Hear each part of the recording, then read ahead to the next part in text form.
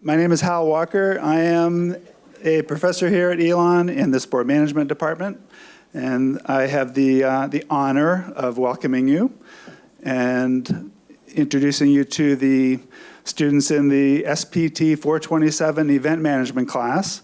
It's a senior level class that is charged with putting on a special event, and this is the special event.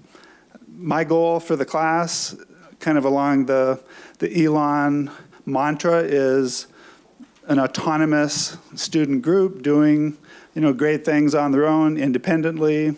And this might be just an inside joke for the class, but this is a pretty feisty group that has really taken charge and done a great job. And every single thing that I could expect of them, they have done it, and with very little help from me on anything. It's been a little embarrassing, actually, sitting there watching the excitement, but they've done a great job. They have a great program on tap in store for you this evening, and my role is to introduce our first speaker, or our first individual that will get you rolling on our event tonight, Zach Ravini.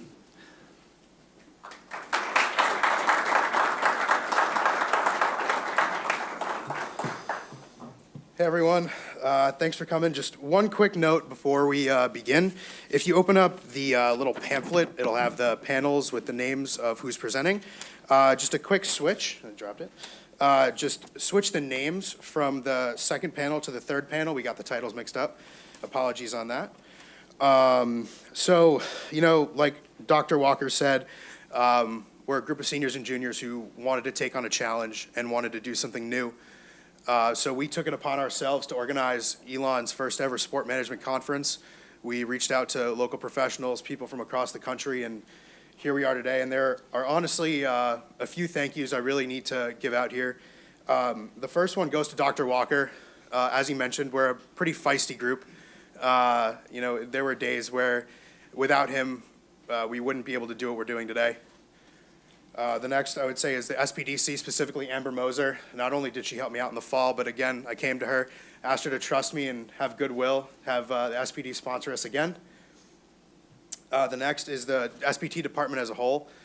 This department shaped who I am going through Elon and shaped who I'm going to become, and I honestly couldn't imagine a better 4 years of my time. The next is SGA. They made this event possible. We were able to get some amazing funding and amazing things from them that really help elevate this event and make it what it's going to be today. And the last will help me introduce our keynote speaker.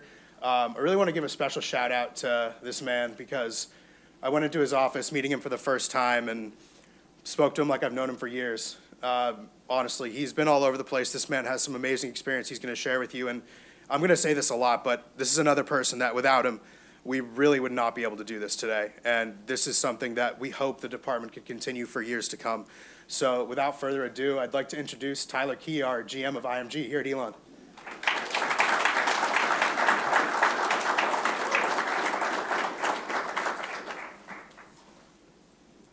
Thanks, Zach. I'll pay you the $20 later.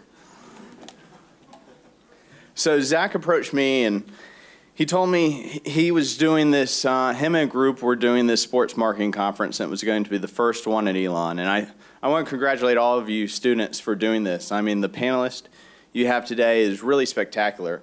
And I think that speaks for the sports marketing program as a whole. The sports industry is starting to recognize what you have going on at Elon, and they want to be a part of it. So if you're in the sports marketing program, raise your hand. Anybody? Okay, congratulations to all of you. How many of you got over a 1.5 GPA your first semester? Okay, all of you guys raising your hand are in better shape than I was after my first semester. I went to Florida State and I got a 1.5, I got 3 C's and an F. It was one of those things, as a freshman you think you know everything, and I thought I knew business calc, which I didn't. And I used to tell people it was the first time in my life that I failed at something. But that's really not being honest. I wish I could stand up here today and tell you I failed at it. I didn't even try. I just didn't go. I mean, I tried beer pong and I tried flip cup, but I didn't try, school and progressing myself. And so I think we all have this mindset sometimes of we're afraid to try because we might fail. And really, failure is only not trying. And so while at Florida State, that was kind of the first thing I learned was, to always give it my best and go from there. And so how did I get up on stage here today? And where did, the kid who got a 1.5 and is now the GM at IMG College here at Elon, how did that story happen? And I received a call from a friend of mine from ABC Sports. And they did all the Florida State football games. And they needed a utility worker who would run cables and wires and carry those big boom mics on the sidelines. I even got to walk around the sideline reporters sometimes. And they asked, hey, we need somebody to work Saturday, the football game. And I said I would love to, really had a passion for sports and wanted to get involved. So I showed up, didn't know what I was doing. I didn't know how to over under a cable wire or the difference between a boom mic and this mic right here. But I tried everything, and I did okay at some things and worked really hard, and the next week they called me back. And so I started working all the Florida State football games for ABC Sports. And at the end of the year, I did the Orange Bowl. And from there on out, the rest of my Florida State career, I worked for ABC Sports. And that was kind of the second thing I want to tell you guys and kind of instill. To work in sports, you have to sacrifice. The hours of games or weekends, it's not a normal 9-to-5 job. And so at ABC Sports, I learned that I had to sacrifice my tailgating experience with my friends, Florida State football, 80,000 plus, because I was working 12, 14-hour days around the football games. But it was something I was passionate about and something I wanted to do. So if you're going into the sports world, be ready to sacrifice some of the other things that maybe the 9-to-5 job you don't have to do. And after that, I've got some notes here. After that, I graduated, and it was December 2005, so I'm a little younger than my mentor, Ty Norris, out here somewhere around. And I started reading articles on average starting salaries. And for whatever reason, I had this average starting salary for a marketing major in my head. I'm not going to take a job if it doesn't have this average starting salary. And that's another thing about sports. Throw that average starting salary out the window, because if you want to work in sports, you're going to have to take something that's less than the average starting salary. But I accepted a job with Yale Sportswear, and I justified it to myself, well, I'm selling sporting equipment and sporting goods, so that's kind of being in sports. And really, it was PE gym shorts and PE t-shirts that I would sell to mom and pop places that would screen print. And so I did that for about 6 months and absolutely hated it. But I figured out one of the lessons I learned there was it's not what I'm making, it's what I'm doing is important to me. So it didn't matter what I was making financially, it was what I was doing that was most important to me. So I left that job, moved to Charlotte, North Carolina, and took a job making $10 an hour with a company at Retail Sports Marketing. Retail Sports Marketing did a lot of advertising. One of my big clients was Napa Auto Parts.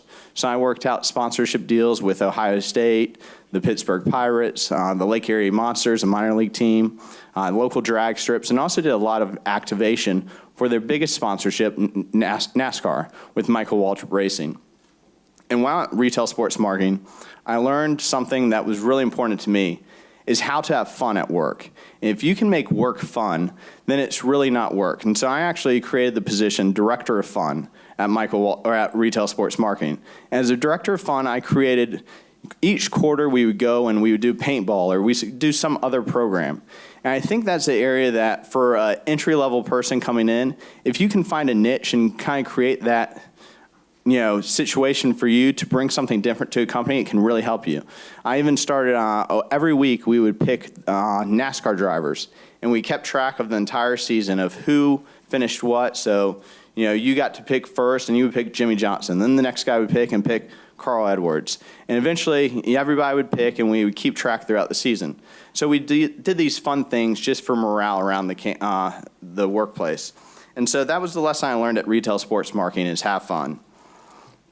And that led me to, in 2011, Napa Auto Parts had an agency meeting where they brought in all their agencies from across the country.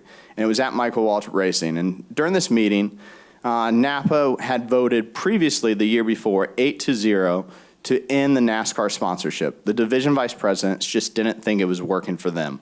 And so Michael Waltrip Racing kind of went on the offensive and brought all the ad agencies in thinking, what can we do to better activate the NASCAR sponsorship? We have this national platform that local level Napa stores don't feel is impacting them. And so at that meeting, I raised my hand and I mentioned a few points of why I thought the program wasn't working and what we could do differently. That afternoon, Michael Waltrip Racing called me, and within a month, I was offered a job as their Director of Partner Activation. And you'll hear Ty Norris speak later on. Ty's one of my mentors and gave me that opportunity. I'm forever grateful for what he did. And when we started Michael Waltrip Racing, I remember my first day was the day after the Joplin tornadoes hit Joplin, Missouri. And the tornadoes just devastated Joplin. And we were racing in Kansas City 2 weeks later. And I got a phone call from my dad after the first day of work, and he was just saying, "Hey, Tyler, how's work going? How was the day?" And he said, "Did you see the tornadoes and what they did to Joplin? You guys race in Kansas City in 2 weeks." I said, "Yeah, Dad, day was good. I saw that just very briefly on Twitter, but, it is what it is." He goes, "Well, Tyler, you've been brought into Michael Waltrip Racing to do stuff they're currently not focused on with your partners. Don't you think you could create something that is new and different?" And I thought about it for a second. I thought, you know what? I was brought to Michael Waltrip Racing to focus on stuff they're not currently focused on. So we put together a Napa Knows How to Care program where we had our drivers go to Bass Pro Shop and Napa Auto Parts, and we collected supplies. And 2 weeks later, we collected a trailer full of supplies, food, clothes, other items, and brought them down to Joplin. And so at that point, I realized, sometimes you have to create what you want to do in your position. It was a brand new position. There was no guidelines I had to push A, B, or C. It was what did we think was needed and what could we do to make it happen. And during that time at MWR, I also got to do one of my favorite things was Michael Waltrip, our owner, was on Dancing with the Stars. And if you've ever watched Dancing with the Stars, there's a bunch of different celebrities, and Michael was selected for one of the seasons. I learned more about Dancing with the Stars than I ever thought I would know. But each week, I would email Michael, and I would say, "Michael, I think you're safe this week, despite your really low score," and he would never respond. And finally, the last week when he was going home, he was up against Cheech from Cheech and Chong. And I thought, man, I think Michael could make it past Cheech. But then I went on Facebook, and there's about 5 million Cheech fans that just sat around on Monday night, did what you're probably thinking they did, and watched Dancing with the Stars, and voted for him. And so I told Michael, I emailed Michael, I said, "Michael, I've got bad news. I think tonight is the night you go home." And I finally got a response. And he said, "Tyler, I didn't effing believe you when you told me I was safe. I don't believe you now." Well, sure enough, he went home that night, and it was a fun activity, and from that, I learned, if you're going to do something, put everything you have into it. The old saying goes, if it's worth doing, it's worth doing well. And I really took that to heart with that project and several others at Michael Waltrip Racing. In 2015, Michael Waltrip Racing shut their doors. Our owner decided that he didn't want to be a NASCAR owner anymore. And I received a phone call from another gentleman you'll hear speak tonight, Mike Verlander. And Mike was Vice President of Sales and Marketing for Stewart-Haas Racing. And Stewart-Haas Racing had just signed a new sponsor, Nature's Bakery. And their sponsorship was with Danica Patrick. And Danica Patrick is one of the top female drivers in the world and one of the top drivers in the world. And so they asked me, would I be interested in managing that program and bringing Nature's Bakery into the sport? And for me, this was a great opportunity because creating something from nothing isn't something everybody gets to do in their career. If you can find a position at any point in your career where you can start something from the ground up, I highly recommend you take it because you can grow so much from it. There's so many small details that if you take a position where somebody's already been there before, they're already kind of established or the rules are already there. So if you can find something that's fresh, go for it. I mean, it's an incredible experience, and I would highly recommend it. That program lasted just 1 year because we have a private equity group come in, and they looked at the NASCAR business as, hey, that's $18 million we could add to the bottom line. So despite sales being up 68% in grocery, which we were charged with delivering, they ultimately decide, you know what?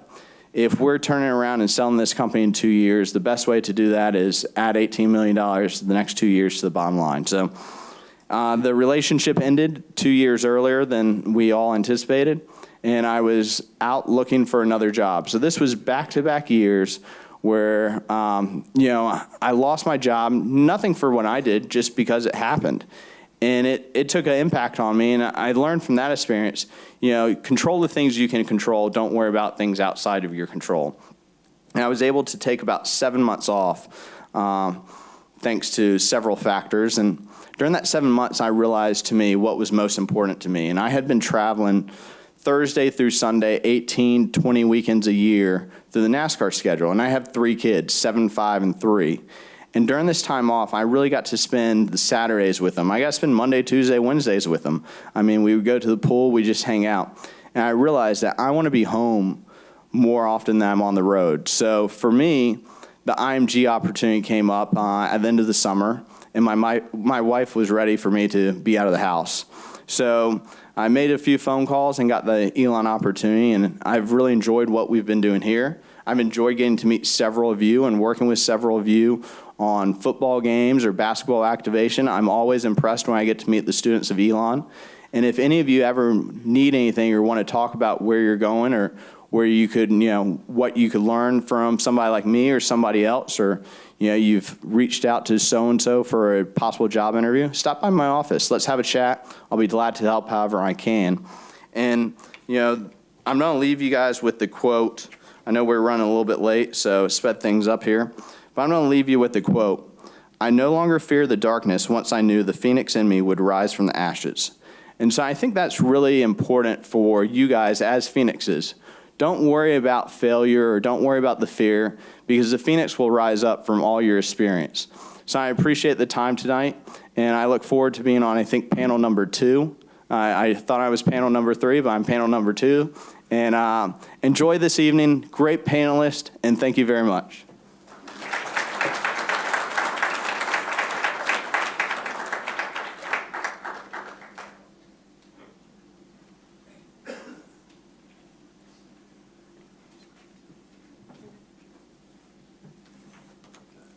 Thank you so much, Tyler.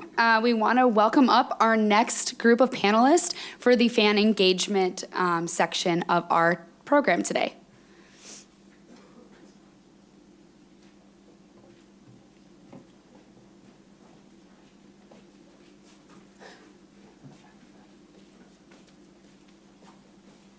Have a seat. Your names are up there, so.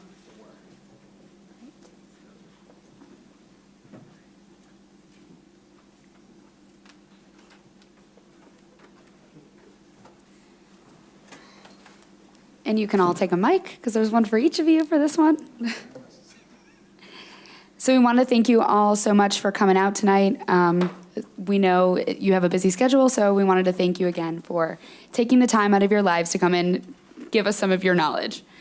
So we're going to start today with your name, where you went to college, your current position, and the favorite thing about your job day to day. Would you like to start, Tyler?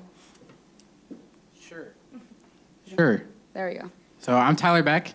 I went to Michigan State University. I am currently the Assistant Director of Communications for the Atlantic Coast Conference.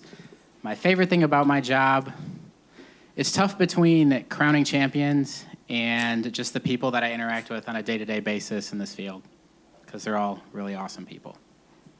Nolan Ellingberg, went to Elon, 2011 graduate, and did the interactive media program in 2012.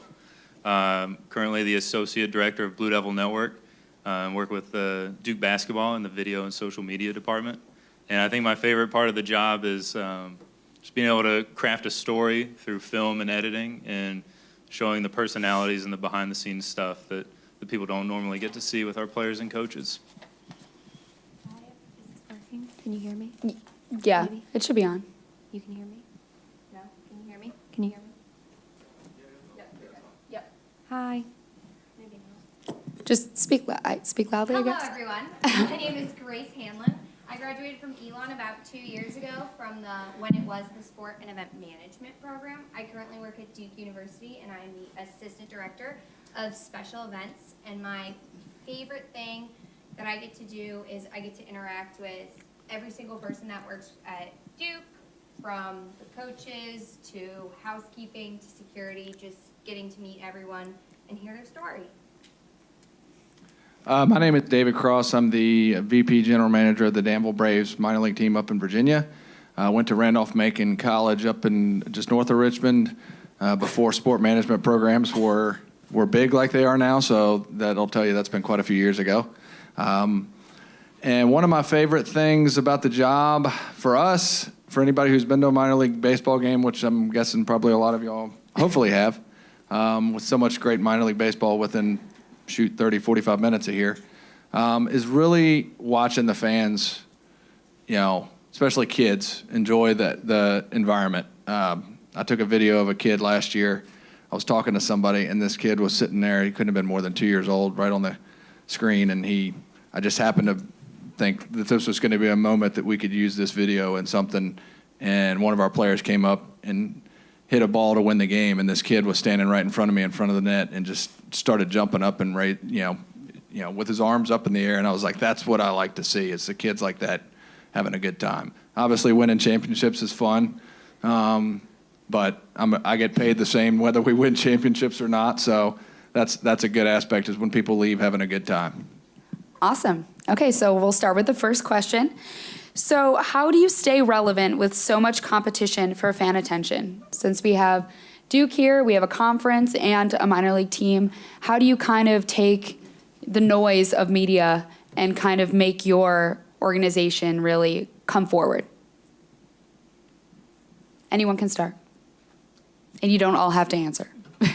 I'll start it off. I think we've made kind of strides lately in, we kind of try and break our own news. So we've kind of gotten away from traditional media breaking the news, and if there's ever an opportunity for us to do it as a team, we want to be the first to do that. The official account announcing whether it's a player isn't playing or whatever it is, we want to be the first on the scene for that. And another part of what we do is the social media aspect, creating consumable content. I don't know if you guys remember, like Vine, the 6-second videos. This year we started creating shorter videos to keep the attention span of our fans. So I think that's one of the things we've started doing that we've done well lately.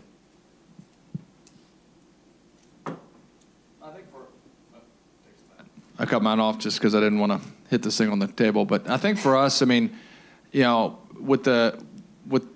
the way, I sound old saying this, but the way we are now with technology, social media, we're all trying to market not just to our area, but, for us, we're a little bit smaller. We're trying to reach a little bit smaller, but yes, if we can get that attention even in California or in Europe or Asia by doing something on social media, that's good for us.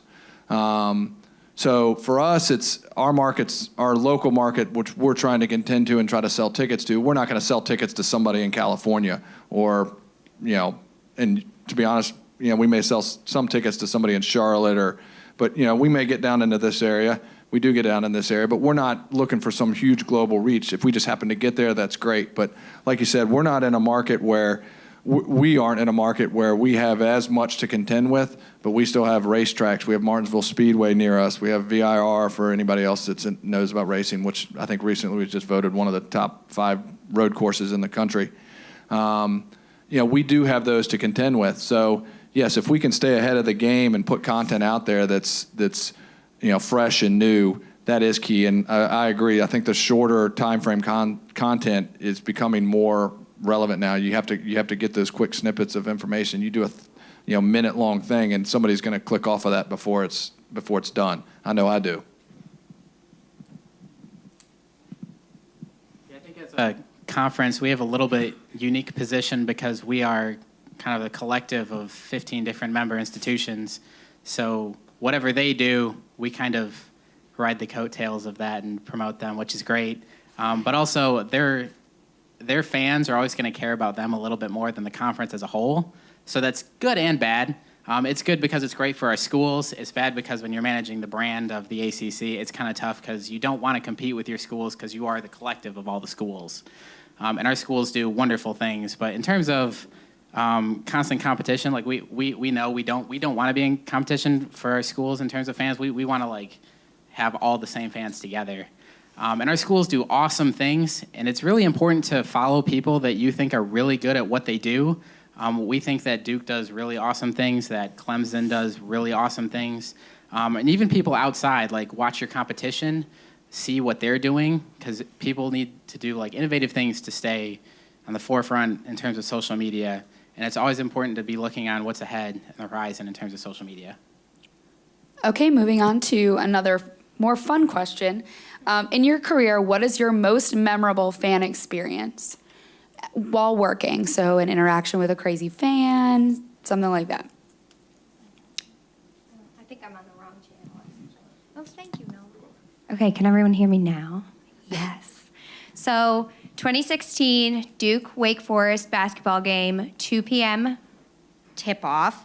My favorite fan interaction was a set of brothers who came up to us and said, we have our deceased father with us, and his dying word was to go to a basketball game. And we said, people scatter ashes all the time. Like, do they not? This is very common. We go to the parking lot, and the two gentlemen have a pickup truck with a trailer with a casket with a tarp over it, and they were requesting if they could bring the casket onto the court during a basketball game because they were just such crazy fans. So that's definitely my most memorable fan experience at Duke University. Anyone want to follow that one up? This is better, but it's definitely different. I was working a men's tennis match at Michigan State, and one of our seniors and team captains, his mother passed away during the season. And the team I work for, like, I love them, but they weren't all that great in the conference. So a win for them was pretty awesome. And they were hosting their first conference match, and it was actually dedicated to this player's mother. And he won the clinching match for them for the upset victory. Wow. And all of his teammates carried him off the court. It was pretty cool to watch.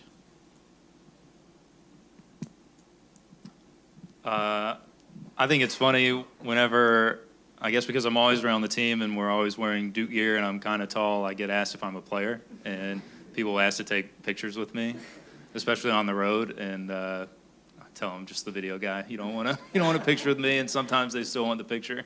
But I think maybe one of my favorite things that we've done, like while on the job, is going out to campus, like passing out gear to fans to get them excited.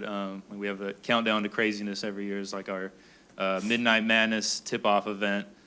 So we usually go around and try and get people fired up about that. Take around like a mini basketball hoop and make them shoot on it, and the players are holding it up, and they start dunking on each other, and they get free gear, which every fan loves. So that's something fun that we do. For us, or for me, I should say, I mean, it's tough. I mean, unfortunately or fortunately, I've been doing this long enough that it's tough to narrow down one. I know one year we had a young girl that had tried, the year before had auditioned for a national anthem spot, and unfortunately she could not make it because the time we had scheduled, she had been diagnosed with cancer. And having her come out the next year after she was cured was, a very powerful moment in itself. So, I mean, it wasn't necessarily a fan interaction, but it was a really good story that we were glad to be able to have that on the next year. Outside of that, I mean, it's like with the kids. It's, anytime we can have the players interact with the kids are great fan experience moments. It's anytime, not to signal out the adults and say they're not fun to interact with, but the kids, it's, you can get them involved, and the parents will tend to follow. So, Awesome, thank you. Our next question, what do you feel is the best way to keep fans engaged?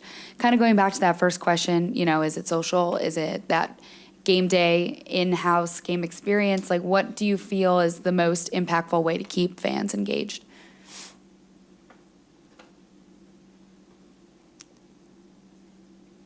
Or thoughts about how it's changing with social and all of that? I think it's changing, and like I said, I'm a little bit older, so I didn't grow up in the social media generation. I still took typing on a typewriter in high school, so that tells you how old I am. It is, I mean, it's different than it was when I got into this 20 years ago, and, you know, you do have so much that can get people involved so much quicker. When I first got in, there was no Facebook, Twitter, there was none of that. You had the internet, and even that was somewhat slow and hard to move around. It was, you know, when I first worked in a baseball team, my personal computer was still on dial-up. So there is so much more as far as keeping them involved, but I do think there's so much out there that you really, and I tell people, I was talking to somebody in the other room, I was, you know, with where I am, we're such a small office. I'm not an expert at one thing. I know a little about a lot. So I couldn't talk about one topic for 2 hours because I wouldn't know enough to talk about one topic for 2 hours. And that's where it's like social media. I know enough about it that it's ever evolving, it's ever changing. And really, if you're large enough to have people that can dedicate their time to it, is you really need to, if you have that position, or you can find that position, and that's what you want to do is follow that path, because it is ever changing. I can't keep up with it as, you know, small a staff as we are, but you really do. I just myself has noticed that the social media aspect, you really have to keep the content, you know, as I say, as short as you can. But you know, there's always some circumstances that could change that. But you really have to, you know, keep them occupied for a short, because the next little, you know, carrot's going to dangle in front of them and they're going to move on. So you really just have to, you know, stay with the game and stay ahead of the curve. I think there's kind of two things that contribute to that all-around fan engagement. One, sports is 24/7. Whenever you're not in season, fans want to learn about that. And the second way to keep fan engaged is there's always going to be trends that are changing. Social media, family fun, concessions opportunities, fill in the blank. But the thing, a lot of research has done that the reason why fans stay is because of the psychological, social feeling of a sense of belonging, that they don't know the person sitting next to them, but they're wearing the same colored t-shirt as them. Therefore, the person on the other side of the stadium, they don't want anything to do with, right? So it's that sense of belonging. I'm part of something bigger than that. And then everything else, in my opinion, is just kind of a tool to help them feel like that. Going with the social media route, and we deal with fan engagement every day. I think one of the biggest things is coming up with new creative content that they haven't seen before. Like I mentioned earlier, the shorter content, knowing what works for you, like what your fans are going to enjoy. And like for us, our go-to this past year was like Coach K, Grayson Allen, and anytime we put something out with them, it would just explode. And, you know, I think the month of March, too, we key in on that and know that that's when we have to kind of bring our A game as well as the team and put out our best content. And, you know, we look at our reach, our impressions, video views, and engagement on a month-by-month basis. And the month of March, we reached 40 million people on Twitter, Facebook, and Instagram. And our numbers jumped. They doubled and sometimes tripled in those categories for the month of March. So, you know, we pay attention to that on a daily basis. Good. Okay. Just a follow-up for that. So you're talking about, you know, month of March being the biggest thing for men's basketball, which makes sense. So how do you keep those fans engaged during the off season? You talked about it briefly. It's 24/7. Is there anything you do differently with how you introduce new recruits or anything like that?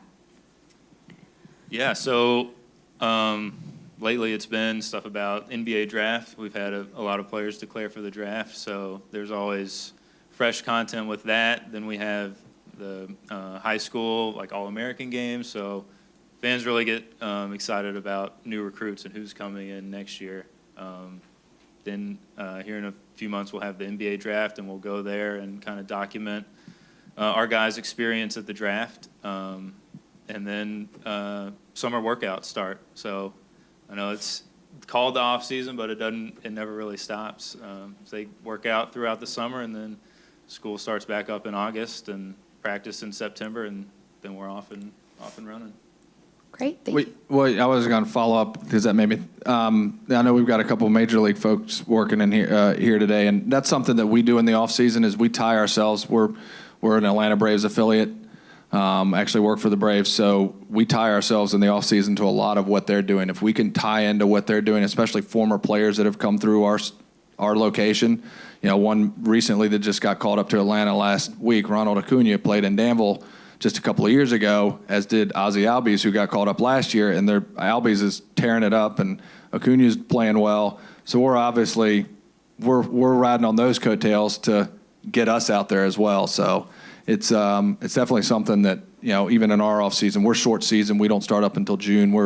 We get a lot of players right out of the draft, so we're still in our off season. So we'll utilize that as much as possible to get our name out there as well. Great, thank you. So how do you wear so many hats? How do you do so many things?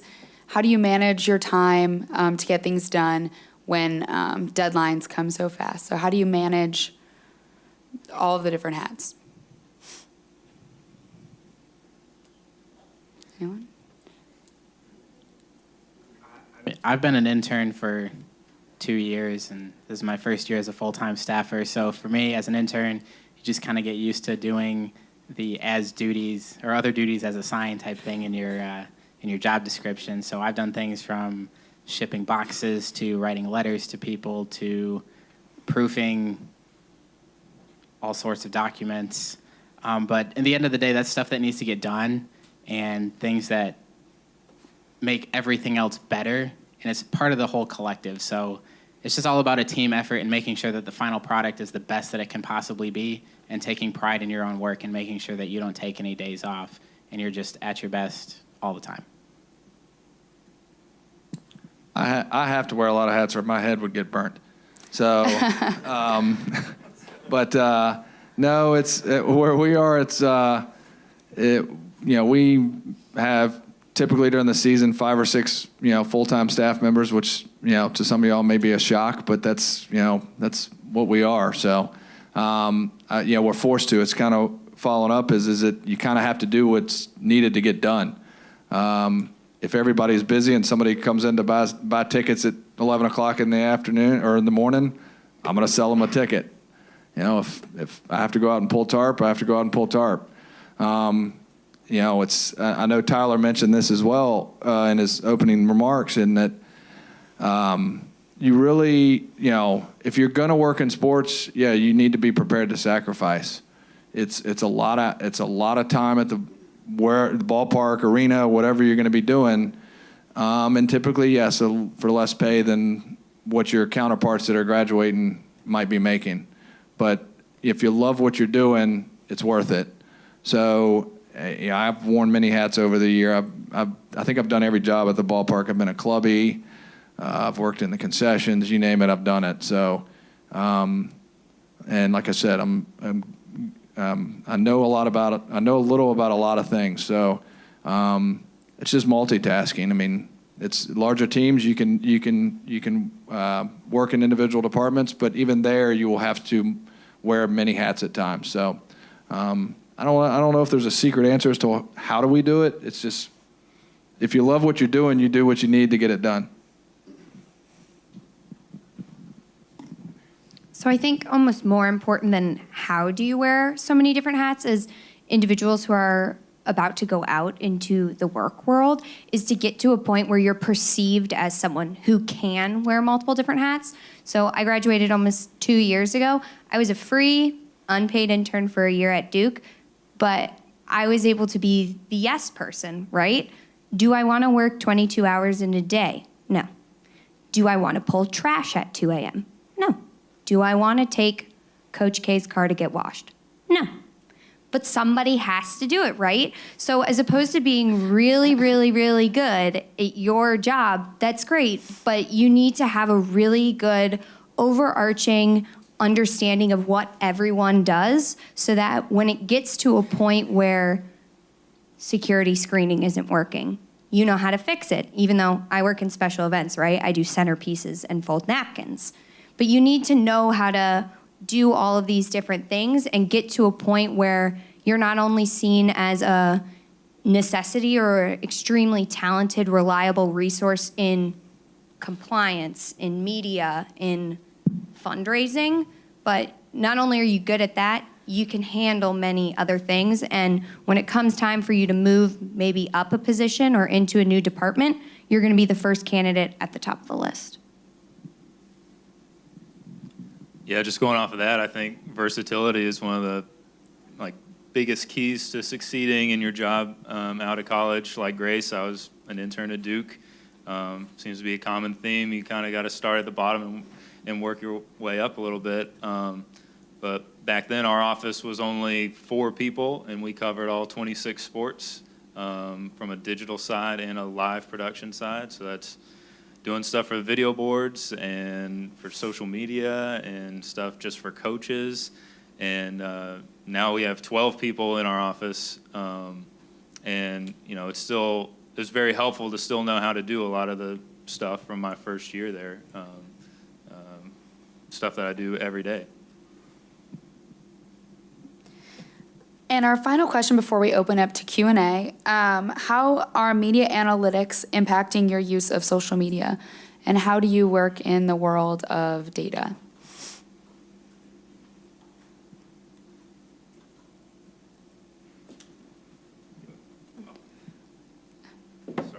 So yeah, like I was saying earlier, we use media analytics just about every day. We know, the best time to post when we think it'll get the most engagement. We know what a good number is for us on a post, if it's likes or shares or comments. So I think we're always looking for ways to get fans to engage. And I'll use an example of one thing we did this year was a fan giveaway or a gear giveaway where we posted on our Instagram 4 different types of Duke branded Nikes basketball shoes, and it was comment, tag a friend, and comment which shoe and what size you wear, and we'll pick someone. We'll send you the shoe. We got over 15,000 comments on Instagram alone, which broke every statistic that we had seen so far on Instagram. So stuff like that. We did another one on Twitter. It was build a Duke snowman, take a picture of it, tag us in it, and we'll send you some winter gear. And I mean, something like that, just it blows up. Especially, like I said, fans love gear, and they're very passionate about their team.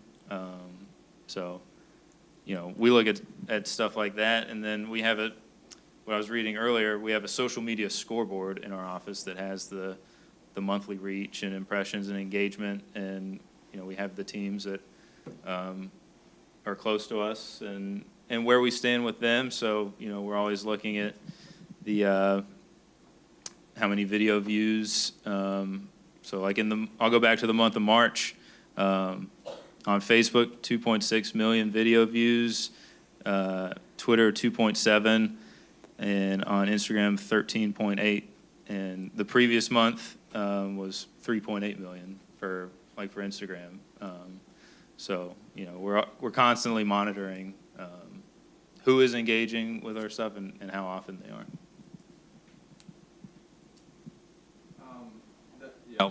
This is an area where I'm not as big of the expert, but I have somebody at the office that takes care of a lot of this.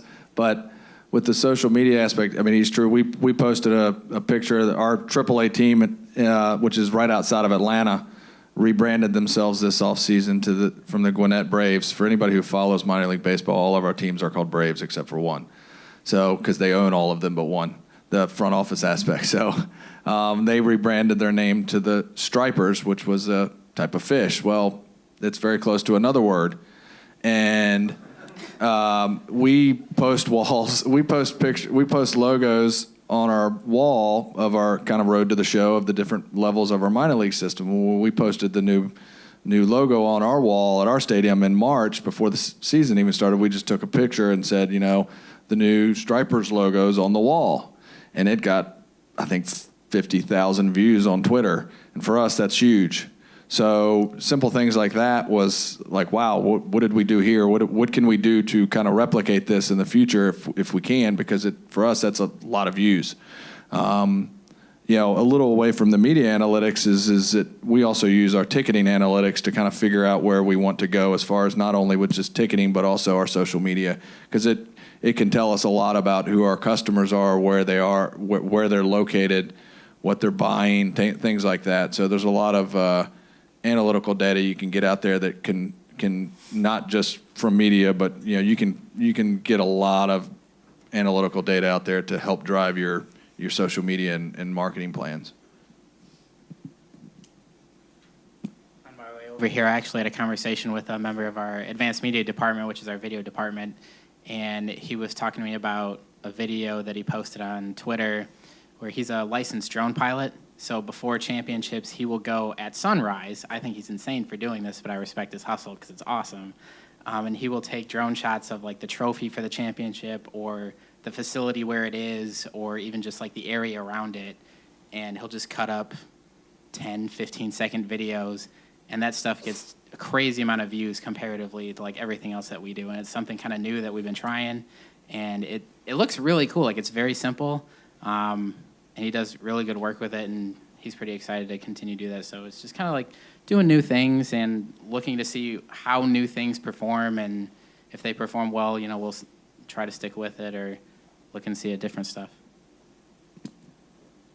Yeah, going off that, I know I mentioned earlier we kind of shifted into going to shorter videos. So the new thing we did this year was we would try out 6-second or 10-second videos. The 6-second ones would loop on Twitter. And so we could see kind of how many people were interacting with it. And we had one video from a summer workout. It was our point guard, Trevon Duval, just dribbling.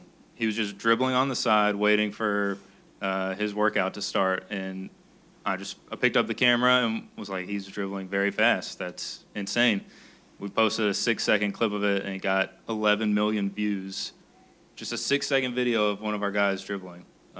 So, I think going off of trying new things, that's one of the fun parts of the job, and seeing how it does. That's what look at. Look for those things around. Keep your eyes open, because like you said, you may see something and say, "Ooh, let's take a shot of this." I know the Iowa Cubs. I can't think of the name of the video, but they did a video last year of a player they had. And he was always looking at the cameras, giving this funny look. And and I think that got, I don't know how many millions of views. Iowa Cubs is a AAA team, and they posted that thing, and that thing went crazy. And it was just because they paid attention to what was going on. And like I said, look for those things out there, and you never know what you might find. Well, that's all the questions we have for you that are pre-planned. So we're going to open it up to Q&A from the audience. So what you're going to do is just raise your hand. We'll have a mic come run out to you. Say your name, your year and your major, or what program you're in. And then you can either ask a general question or a pointed question at one of our panelists. Coming in the front.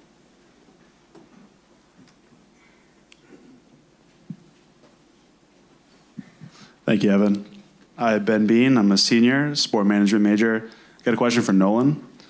How valuable are the alumni as a resource in trying to produce the content that you're trying to create? Yeah, we love using our alumni for content. That's one of the big things that we try and utilize in our social media.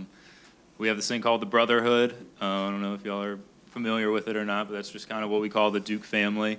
So we're always sending them either Brotherhood gear, or one of the cool things we did this year was we had graphics made for the Brotherhood members. For the Michigan State game, it was like basically the season opener up in Chicago in the Champions Classic, and reached out to see like, hey, do you guys want to post this toward the beginning of the season and hype for this game? And all of the guys posted this graphic of them as the Brotherhood, ahead of that game, and that just drove up engagement and awareness. And then one of the things we do is we have K Academy. It's the Duke Basketball Fantasy Camp coming up here in about a month, I think.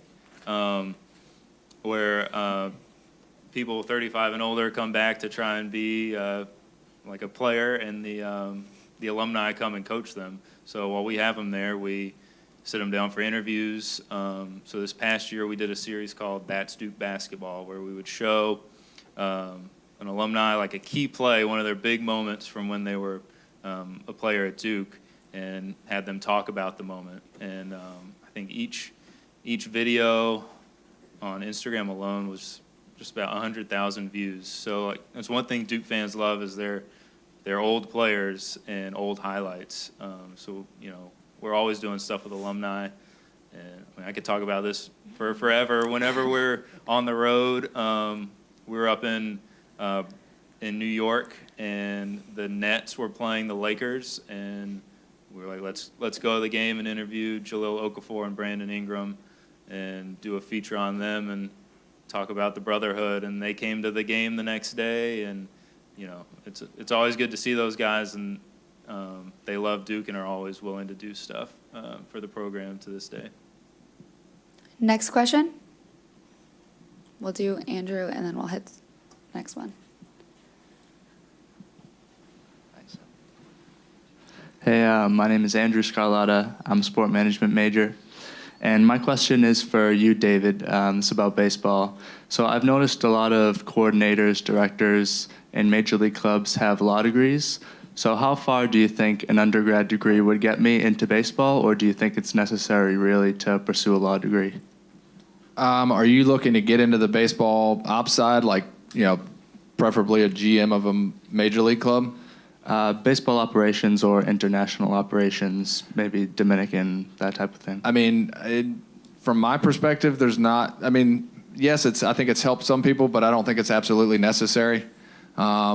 And there's a couple of gentlemen that may be able to answer that are on another panel as well. But from my perspective, I mean, I being where we are such a small office, I work with a lot of the baseball ops people directly, just because we kind of have to, moving people around. I don't think it's necessary. I think some people do it just to have a better understanding of contracts and things like that. But I don't think it's absolutely necessary, because there's people on staff of the major league clubs that can get through that. The legal aspects of the contract.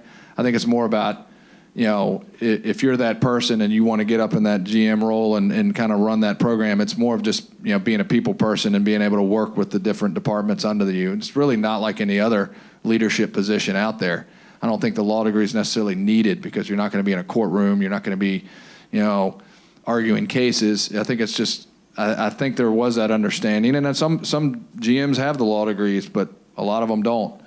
I don't think it's an absolute necessity, especially if it's going to put you in a lot of debt, and a couple years from now you're not working in the industry and you got this law degree you're paying off.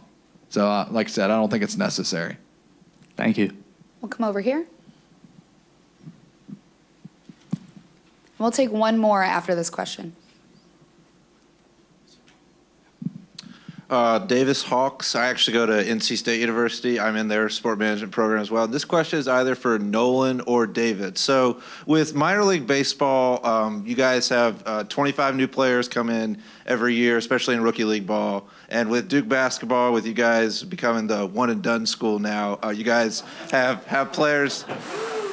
I'm sorry, I have to admit that. But you guys have players coming and leaving. You have the top 3 recruits coming in next year, along with Tyus Jones' brother as the point guard. I mean, you guys have different players every year. Just talk about like how hard that is, especially in minor league baseball, with a rookie league team, to like engage fans in knowing, like for them to know the players, and even though they might not be there for very long. I think it's probably harder for the coaches than it is for us, just to have to learn how to coach a new team or the past couple years. You don't have that consistency of 4-year guys right now. But from our standpoint, it's, you're gonna tell their stories just like you would anybody else, and there's even, there's so much hype around them. The fans want to see stuff about them, but there's definitely a balance of, you can't just show the new guys, the top 3 guys in the class, or top 4 in the top 10. You got to show everybody on the team, because everyone on the team is important. So it's it is easy. It's exciting to get the opportunity to to work with some of these guys and to showcase some of their abilities. I don't think this year we've got a guy in Zion who has more Instagram followers than we do on our account. So that'll be interesting. But it's exciting to get to work with fresh faces and the old ones, the guys that are already still on the team. I mean, for us, I mean, we actually at our level, we actually can bring in 35 guys. So it's actually a little bit different. So I mean, there is a lot of people coming in, and it makes it difficult at times, because you're pretty much, if we have 35 guys show up for our opening day, chances are 4 or 5 of them are going to have been here from the previous year, which is unfortunately not good for them at our level. So it's one of the things that, we're getting into more of the same thing. We're doing special interest stories, but we're trying to focus on every player, because there are some players out there that have great personalities. They're never going to make it above high single A, but they have great personalities and great backstories that we can tell. I wish we were more active, on social media, back when Evan Gaddis played with us, because he's got an incredible backstory, and we could have really just utilized that. Former janitor and ski slope operators, now World Series champion. So, things like that we didn't utilize back then. But it does make it tough. We try to highlight the prospects and draftees that come through, but sometimes we don't necessarily know which ones those are at our level. Once they get to high single A and double A, you may have a better idea. You have your guys that are signed for a lot of money, but their personalities may not be the best for utilizing. We had the top international signed player last year in Kevin Maitan, and he couldn't speak English, which isn't. That's not. But for English-speaking fans, it was hard to relate. We had him do some things for us, but it's tough. But for us, it's the turnover during the season. We have players coming in and out of there so often. It's not even funny. We may have, just in our short season, we may have 70 or 80 player transactions in 2.5 months. So guys are coming and going. One really quick one. We'll take it up here.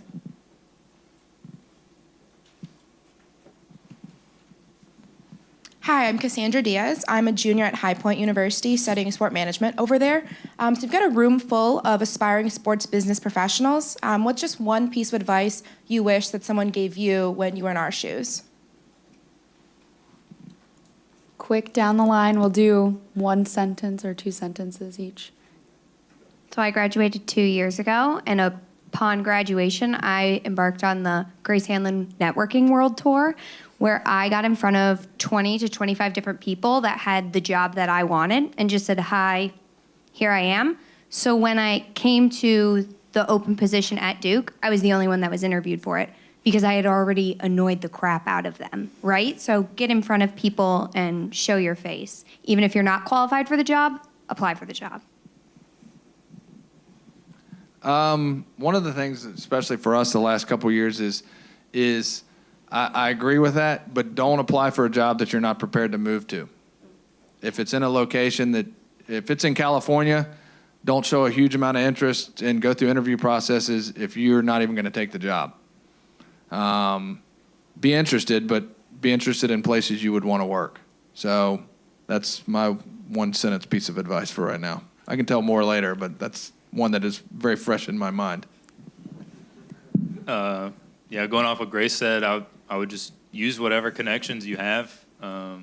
That's how I ended up getting the job at Duke. I knew someone that worked there and asked if I could speak with the head video guy at Duke, and now he's my boss. He offered me a job like a week after graduation. I'd worked as a volunteer camera guy while I was still in school, and don't be afraid to use your connections because it'll help you out.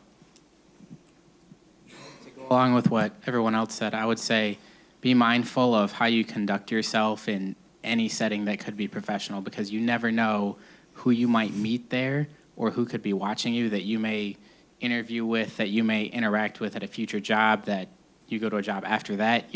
You never know how your paths are going to cross with someone, so always be mindful and be on your best behavior and be yourself. Hopefully yourself is like a really good, polite person, but... Well, thank you so much for your time and your insights. We're going to welcome our next panel up. All right, so before we go ahead and get started, I'm going to introduce everybody. Starting right here, we got Ben Trackman, Corporate Account Executive over at the Durham Bulls. Then we got Ryan Simon right next to him, a coordinator with the Phillies and Ticket Services. Next to him, Inside Sales Manager Mario Oliveri over at the Yankees. Then we got Ty Norris, a VP over at Spire Sports and Entertainment. And then down at the, and then we got Tyler Key, who was our keynote tonight, GM over at IMG. And then finally, Mike Verlander, one of the VPs of Sales and Marketing over at Stewart Haas Racing. So I think just like we started the last panel, we got a lot of sales and marketing people at all different levels. So I'm sure there's some similarities, but it would be great if you could just give, maybe in one sentence or two, what you do every day. So Ben, you want to start with you? Hey, everybody. Ben Trackman with the Durham Bulls. What do I do every day? We sell tickets. That's about it. Put butts in seats. Our job is to find the right fit for the client. So I can sit here and talk till I'm dry in the mouth about getting everybody a full season package. However, it's my job to understand where the Durham Bulls can provide value to the customer.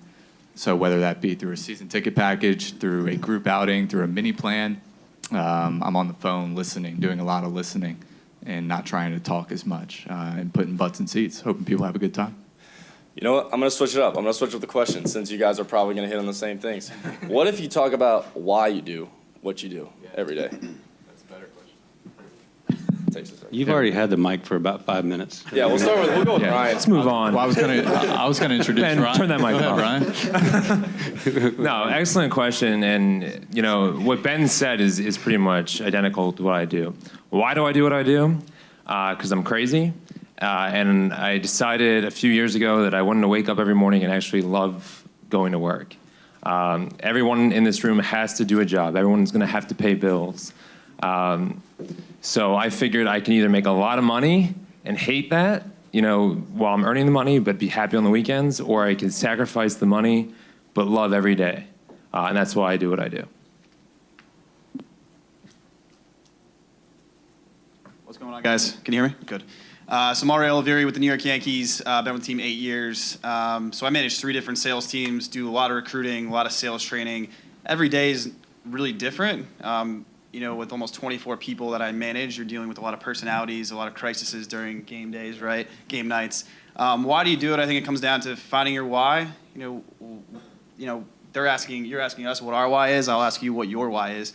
For me, I'm very passionate about sports sales, but also, you know, it's a long grind. There's a lot of games, but I have a lot of fun doing it. And growing careers is a big part of my job, where we place about 90% of people in my program to our future full-time positions within the New York Yankees front office. So, very cool thing to do.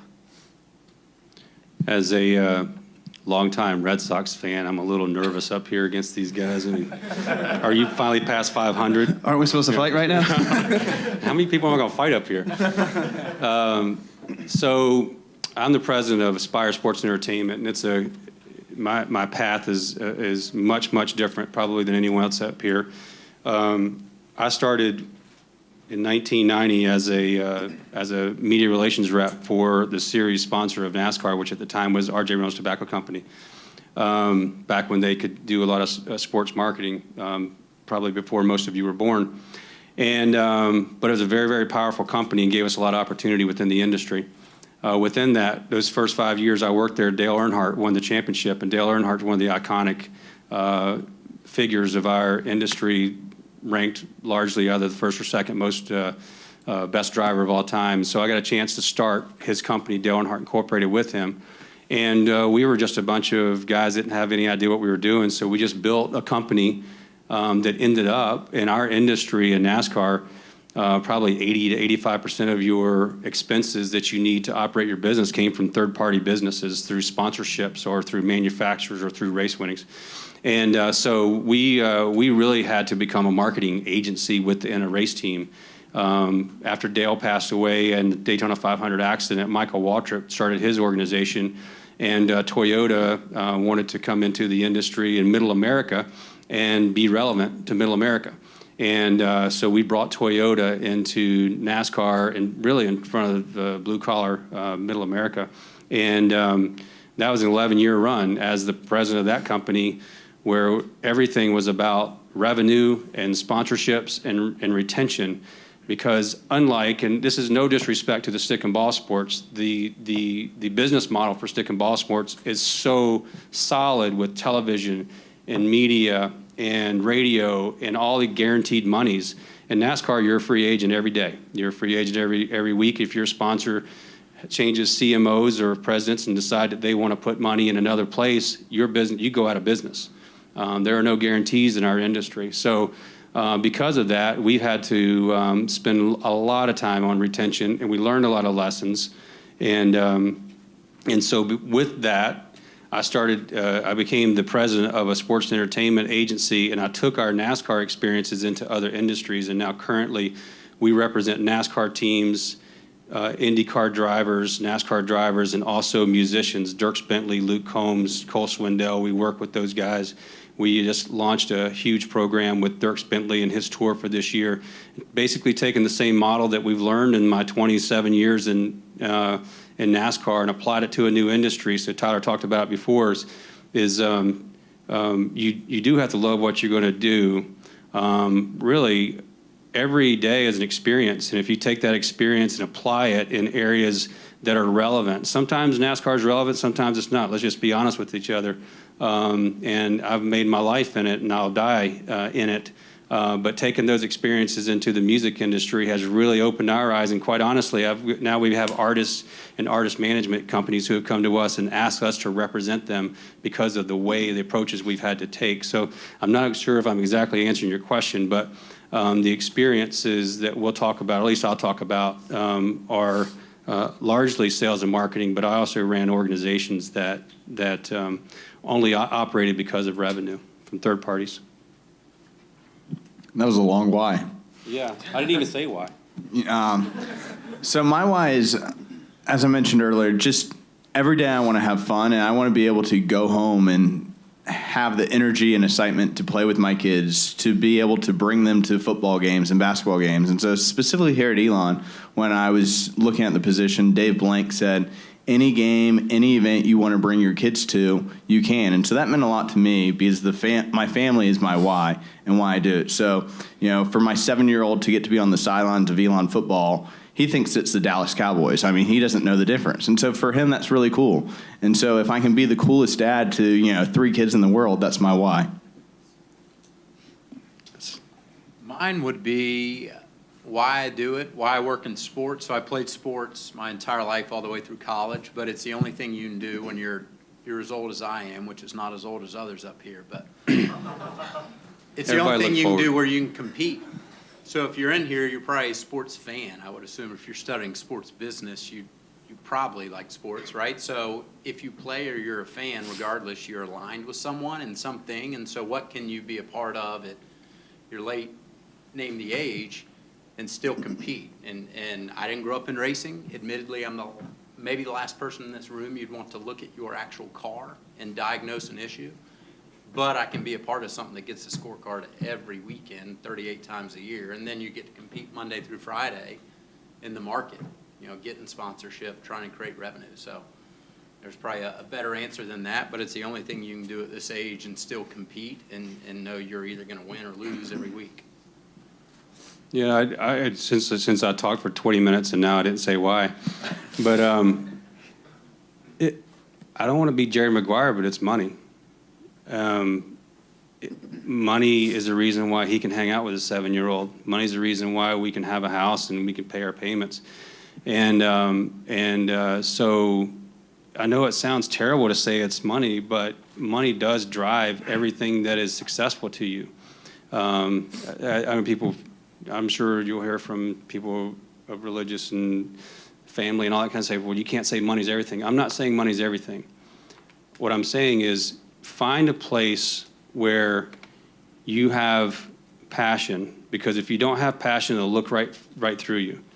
A guy told me one time, he said, I graduated from Harvard Business School and I learned one thing, that when the person on the other side of the table has what you want, he has to, or she has to want to give it to you.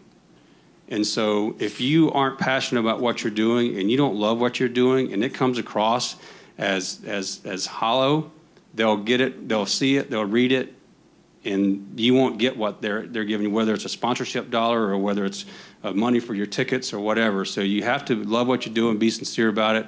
And because I am, that's my why. I guess I do it because I love it. Well, similar to that, we also have some very different fields. Like you said, we got racing, we have professional sports in baseball, and then minor league sports, and then also a brand, building brands with IMG. How do the brands that are associated with each of your teams or companies or whatever, how, for example, with the Yankees, they got Didi Gregorius, who's blowing up right now on social media with everything he's doing in the hot season. I remember last year with the Durham Bulls, Blake Snell was a huge up-and-coming pitcher. This year he's off to a great start. How do those brands and people, how do they help you come up with your certain marketing or sales campaigns? And how do you pick who those people are and what avenue you're going to take, that strategy? So I think for us, we knew the name Aaron Judge way before you all did. We have a great relationship with our minor league systems to say, hey, who's going to be the next Derek Jeter? So when I started with the team in 2010, the core four started to retire. And I was going to tell myself, yeah, when did you work for the Yankees? When everybody left. And I remember my VP at the time was saying, we're planning for post-Derek Jeter. And to me, that was like, yeah, cool story. Like, Jeter's going to be here forever. And we were planning for time after Jeter, Andy Pettit's the world that kind of went on and retired. So from a marketing strategy, it's telling their story from very early on in their careers and being able to showcase them. We've brought them in on the off season in the dead of winter into New York City, and we'll bring our fans, and this is Clint Frazier, or hey, this is Aaron Judge. And they're like, who? This tall guy? Does he play basketball? Like, people didn't really know who he was, and just try to market that. When it comes to a sales perspective, I think all of us can agree, you're selling an experience. We don't sell wins and losses. We're very fortunate to have a rich history of winning, but also we've had some years where we haven't, and some years we haven't made playoffs and X, Y, and Z. So the experience of coming out to the ballpark with your kids, for bringing business partners out, just grabbing a beer and just having fun, it still relates to all sports. Yeah, not to make this too baseball heavy, but to echo what Mario just said, especially for the Phillies and where we're at, we're a few years, behind where the Yankees are with their young up-and-coming prospects. So, we had our core, we had our nice run of, 5 division championships in the postseason, and then, Father Time's undefeated kind of caught up to us, and we had to go through that minutia of just a whole rebuild. Thankfully, the one asset that we have that a lot of other places don't have is the big furry green guy. We've got a great mascot that we can always kind of pivot our marketing strategies and kind of put him out in the forefront because we're never going to trade the Fanatic. So that's a good thing to know. But then as, our baseball operation team is starting to put the pieces together, we are seeing those people. We make trades and so we're getting ready, okay, we're going to pick and choose these people. But I look at a guy like a Reese Hoskins. He kind of came out of left field to our market, but, we were in tune with him and what he was doing in Reading. And the thinking was, is this really the truth? Let's see what he does at AAA. And everywhere that he has gone, he's produced. But beyond Reese Hoskins, the baseball player, there's Reese Hoskins, the man. And you can't find a better person to try to have as a cornerstone for your franchise. He's, called up day 1, day 2. He's asking how can he get involved with charities in the Philadelphia area, and that's what you really need to do. Is you need to find those guys that want to give back to the community, and then what we'll do in turn is try to, put them in the forefront, just as well as yes, we're a baseball team, but the Phillies are an entity that exists, 365, 24/7. So for us, yes, there's means to an end. We want to create environment and bring people down in our season, but we also want you to know, hey, the Phillies are out in the community doing things. We're supporting the other teams. we're trusting the process with the Sixers. We're helping the Eagles with pep rallies and things like that. And that's the beauty of our city. It's a rabid fan base, and sports community is really there. And that's also the challenge of our city, because when the perception's not, a good product on the field, then you're not going to get people to put their money into your product. So we're trying to make that experience so much better, and that's why we're renovating our ballpark now, and we're trying to create those experiences. So I want you guys to hear, other than whatever's happened telepathically up there, but I really want you to understand what these guys are saying. When people say, well, there's sales and there's marketing, and they're the same thing, they really should be the same thing. Actually, we all sell. We're all marketers, but everything they said right there doesn't touch what I'm trying to do, because they have a different sale. They're trying to sell their community. They're trying to sell people for tickets. They're trying to sell fans. They're trying to sell people the experience for the fans. Our industry, with NASCAR, for instance, let's stay there for a second, that's not my role necessarily. My job is to put the team on the racetrack. And so I'm really selling in corporate branding, association, and alignment with a race team against media impressions, against experiences, against a passionate fan base that's national. We can't do community outreach to help our sponsors as much as these guys can for what they're trying to do. So when people say sales, it is not a blanket comment. It's very different. It's different for each group. So that's sales. Like I've always said, I use Snickers as an example. Not one salesperson ever came up with the campaign, "You're not yourself when you're hungry. Have a Snickers." That's marketing. That's creating the desire to have a Snickers and oh, I'm hungry, I guess it's time for a Snickers. Sales has to make sure when that person says, yeah, I think I want one, it has to be in every vending machine, in every convenience store, at every place you turn. If you go to a ball game, it should be at the vending area or it should be at the concessions. That's sales. So be careful to always know there's a distinction between the two, and there's even within the sports industry. I don't know if do you guys have any responsibility for selling suites? Yeah. Okay, so you have suites, you have tickets. Do you have responsibility for selling signage? Okay. You don't, you do. So. We have a different department that handles all of our right. So you can find, even within one professional team, there are so different areas of focus. And so that's why when we talk about sports, sometimes you should roll their eyes about sports marketing and sports sales. Sports is the only place, one of the only places, there's two things that sports brings. A very consistent demographic fan base, like a very solid, understood fan base, and you can understand demographics and you know who you're marketing to. And then the other thing sports brings is television has tanked. So I think it was 2 years ago where I read somewhere where only 72% of programs on network are consumed live. That number's got to be down in the 60s. Sports is still over 92%. So people still watch sports live because of all of the excitement. So sports is a white hot, extremely hot place to be. You should be proud to be in this industry. You should be proud to pursue it. And people go, "Oh, you're just a sports person." It's a huge business, and it's a great place to be. And it is a very, very consistent marketing platform. And so, but when you think of it, do not think it in generic terms. There are very, very specific roles within sales and marketing and within sports.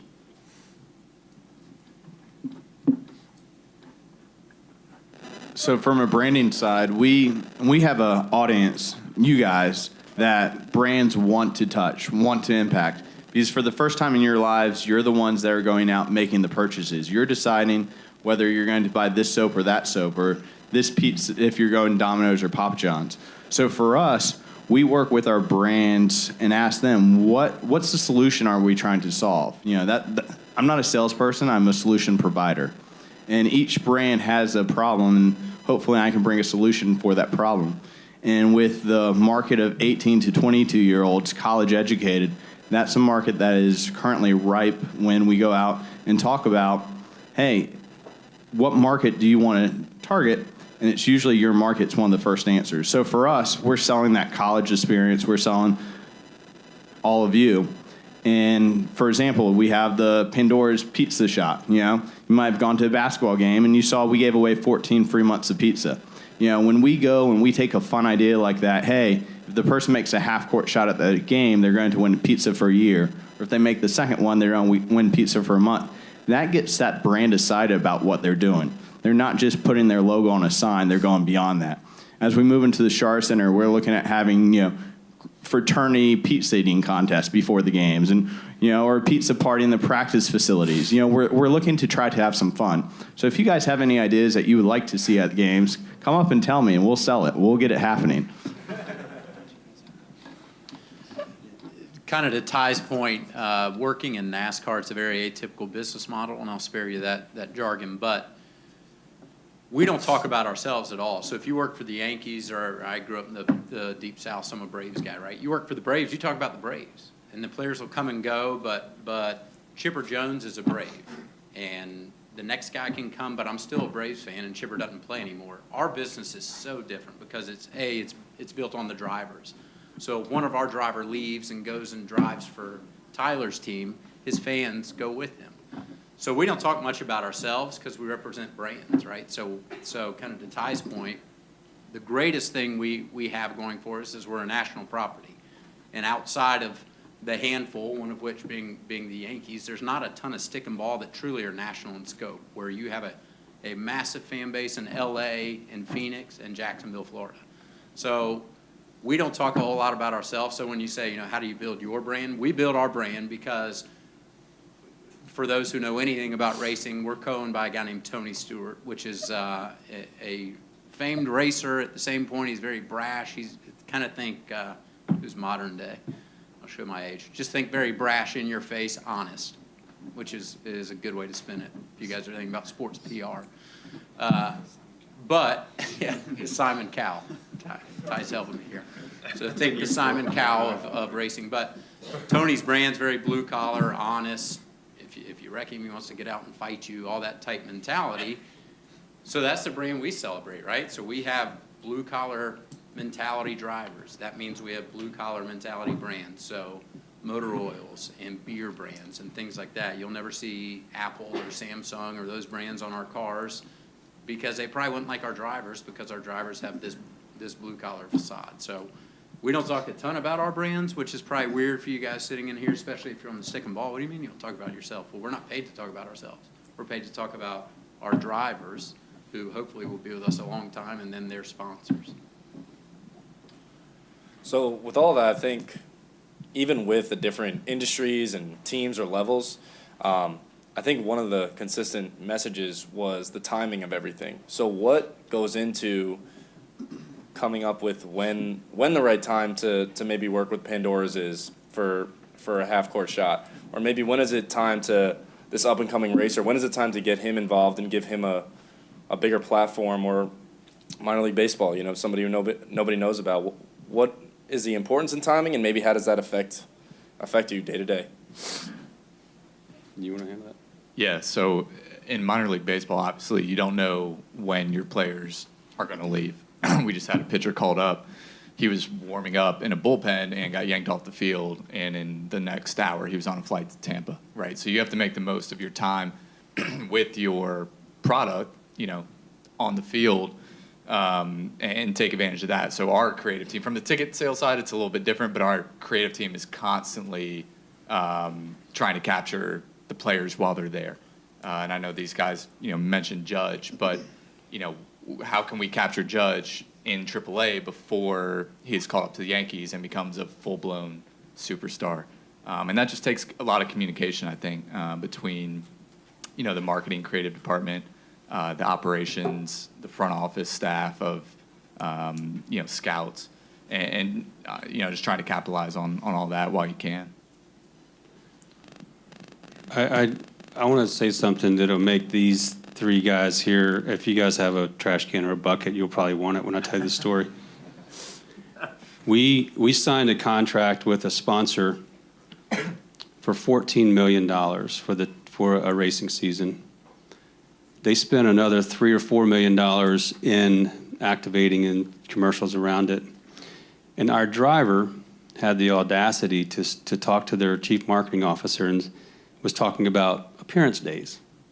And he said, listen, I know you guys have a really lowball deal in our industry, but I'm willing to get on a plane and come to make some appearances, even though you guys don't really spend a lot of money. $17 million they spent. And that driver didn't last a couple more weeks. He had a mystery illness. And so the point I'm making in that is the level of NASCAR money that is asked for is a lot different than, you're talking about suites or ticket packages or things. Everything has its own relativity. I bet you, Mike, we've spent 6, 8, 9 months on programs that might be fruitful for half. And I know we spent 2 months on programs that did more. So than the 14 million. So we have to work like, I don't know, I mean, you guys, I know you've been working on 2019 for a year.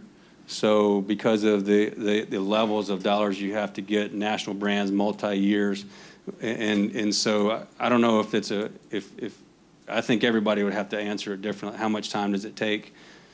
I don't think the one thing that's consistent, I bet no one up here stops selling. You sell every day until the calendar says it's time the season's over. I would agree with that. We never stop selling. For example, the Pandora deal, we actually met with them on December 1st. The season had already started. We had an open slot during basketball games. And so we started looking around, and we started right across the street. And we went to Pandora's, and we talked to Pete. And we said, hey, Pete, we've got this opening. We think this could be great for not only the game day experience, but for your brand. And so we sold it within 24 hours. We met with them. By the time we left lunch, he had agreed to the deal. Now we have larger deals that take 2 or 3 months. They've got to go through a board. Somebody has to vote to approve them. But I think, typically the higher the amount of the deal, the longer it takes. I mean, for me, it was a big shock coming from NASCAR, where every 2 weeks I have a call with our whole regional division, and they ask us, what deals are you closing this week? And I remember that first time I thought, 2 weeks? I mean, in NASCAR, we're working a deal for 9 months, maybe a year, before we get somebody to sign off on it. So I think it just depends on what industry you're in, what that sales cycle is.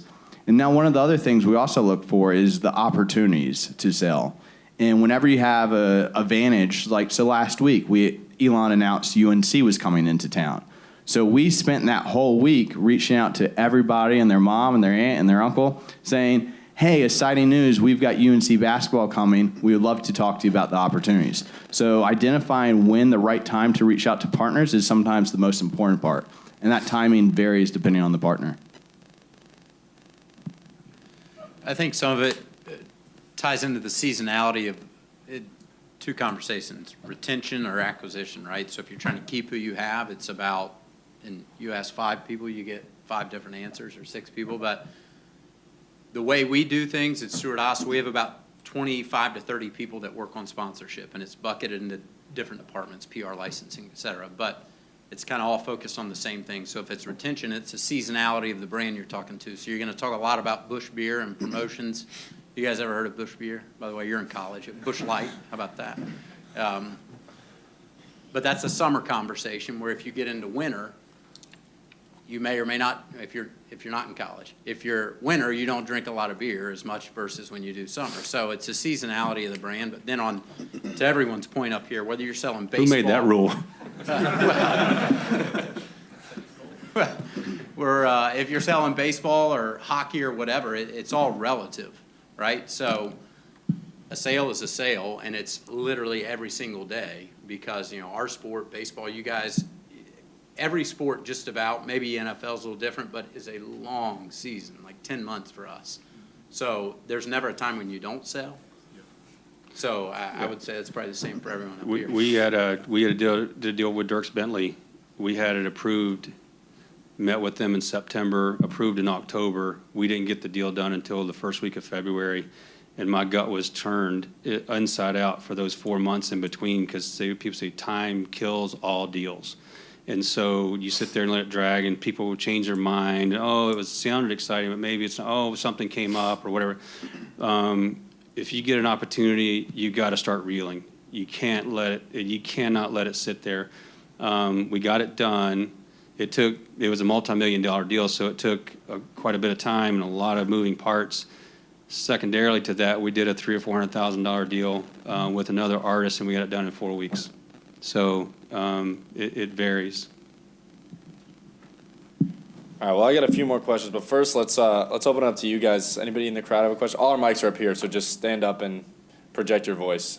But let's hear what you guys have for these guys. I'm Alec Mandel. I'm a sophomore media analytics major. I have a question directed towards Mario and Ryan. Tanking is becoming more relevant in professional sports, unfortunately. Teams trying to get in a better draft position.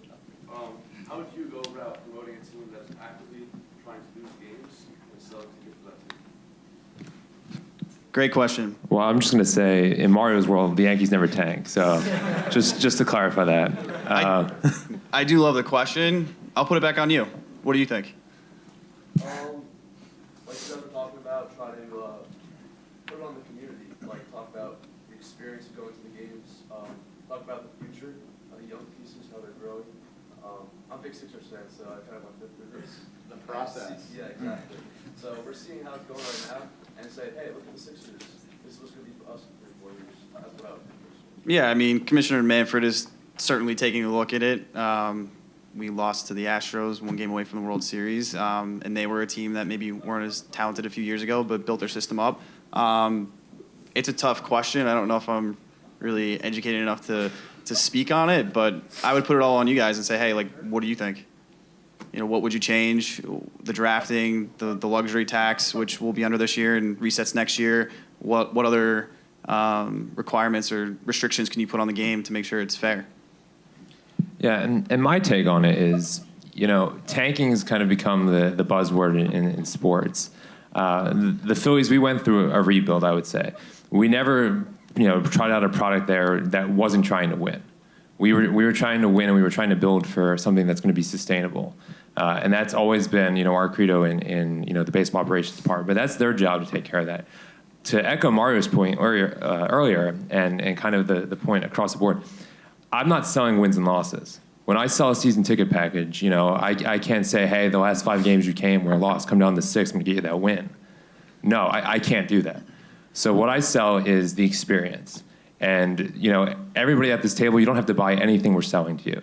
You know, sports is not a necessity in life. You know, it's a luxury.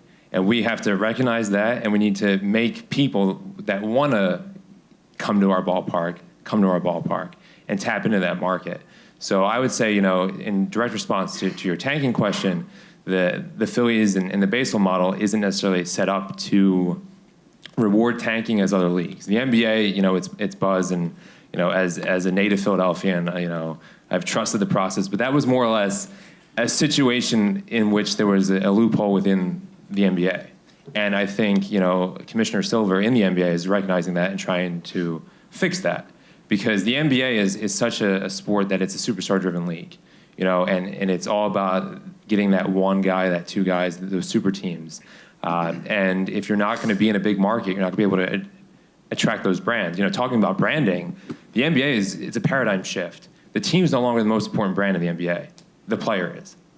So LeBron James made the Cavaliers, made the Heat. It's going to make the next team he goes to. You know, that's just what it is. Whereas in baseball, the Yankees pinstripes, there's a kid back there with a Yankees cap on. That brand is that brand. Aaron Judge is a great player. He's never going to be more important than that brand. So that's our sport. And, you know, like I said, tanking in baseball to me doesn't make sense. And from what we need to do from a business aspect is, regardless if we're 0-161, I had to sell 81 games. So I want to make sure that the seats aren't empty. Let's take another one from you guys. Yeah, right there. My name is Daniel Schiff. I'm a freshman in the sports management at Elon. This is meant for the baseball guys.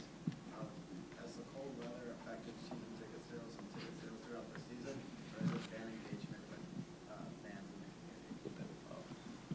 North Carolina has beautiful weather all year long.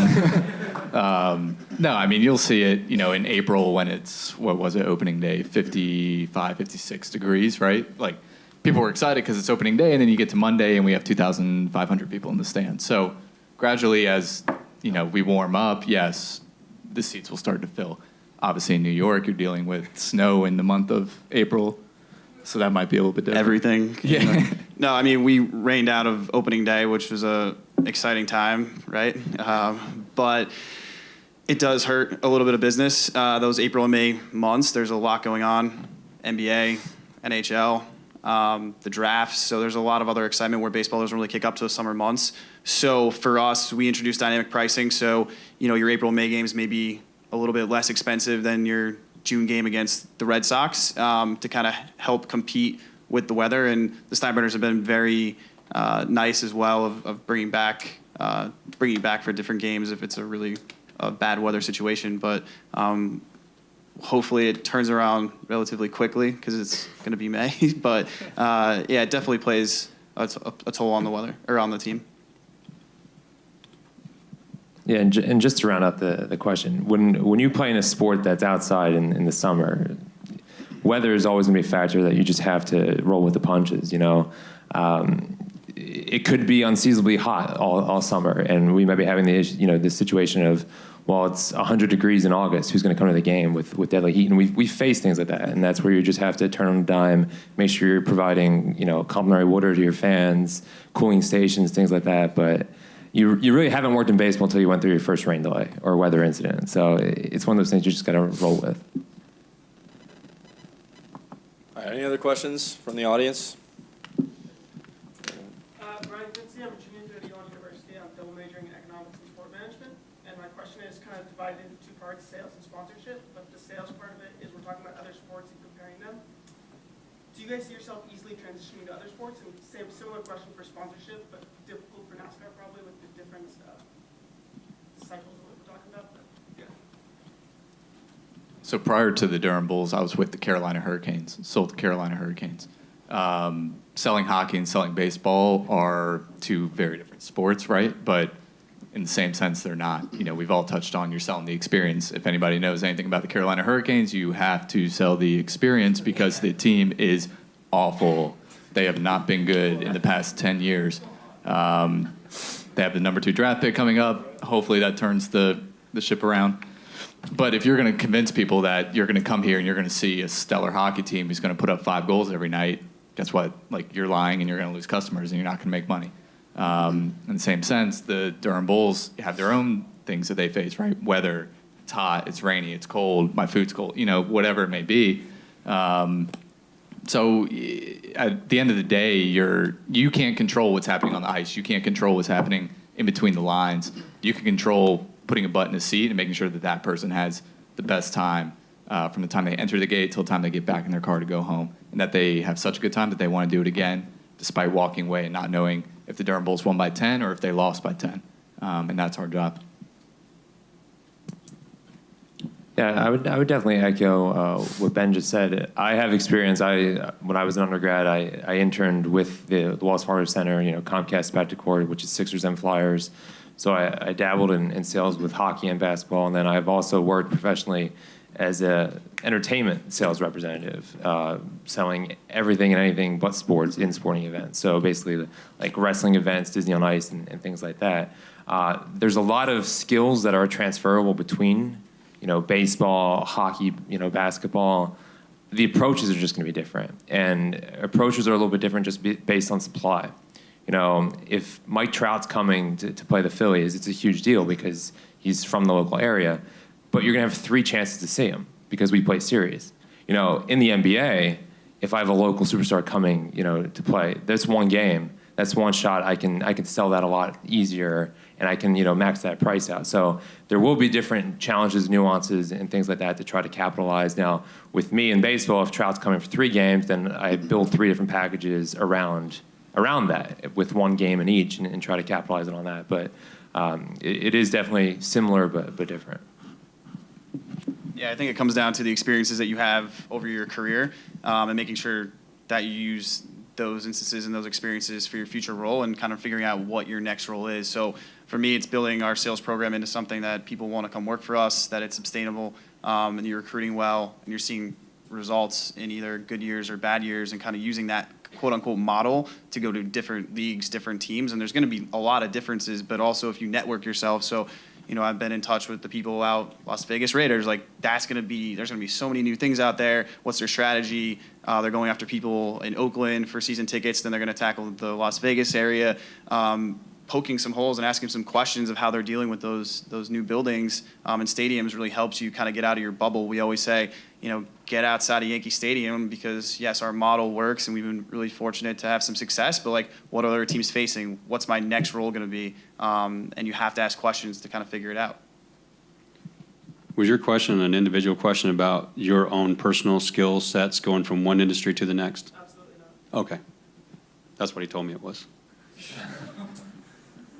I think he did mention, like, could you go from the sponsorship sales to ticket sales? No, sponsorship sales in NASCAR, just sponsorship sales in some other sports. All right, so whenever you sell, it comes down to drive. Do you have the want to go out and sell? Because selling is hard. I mean, for every call you make, every 10 calls, you're probably going to get told 9 times. I mean, it's almost like baseball. If you can go 3 of 10 in your sales job, you're a pretty good seller. And then do you have the passion? And do you believe in the product you're selling? And so whether I believe that this sponsorship works or that the Philadelphia Phillies have a great game day experience, it doesn't really matter what I'm selling as long as I believe in that product. I had a guy that I hired from the Charlotte Bobcats, which are now the Hornets.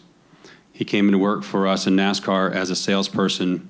He got us into 3 deals. 2 of them, we got into lawsuits. They were really terrible deals.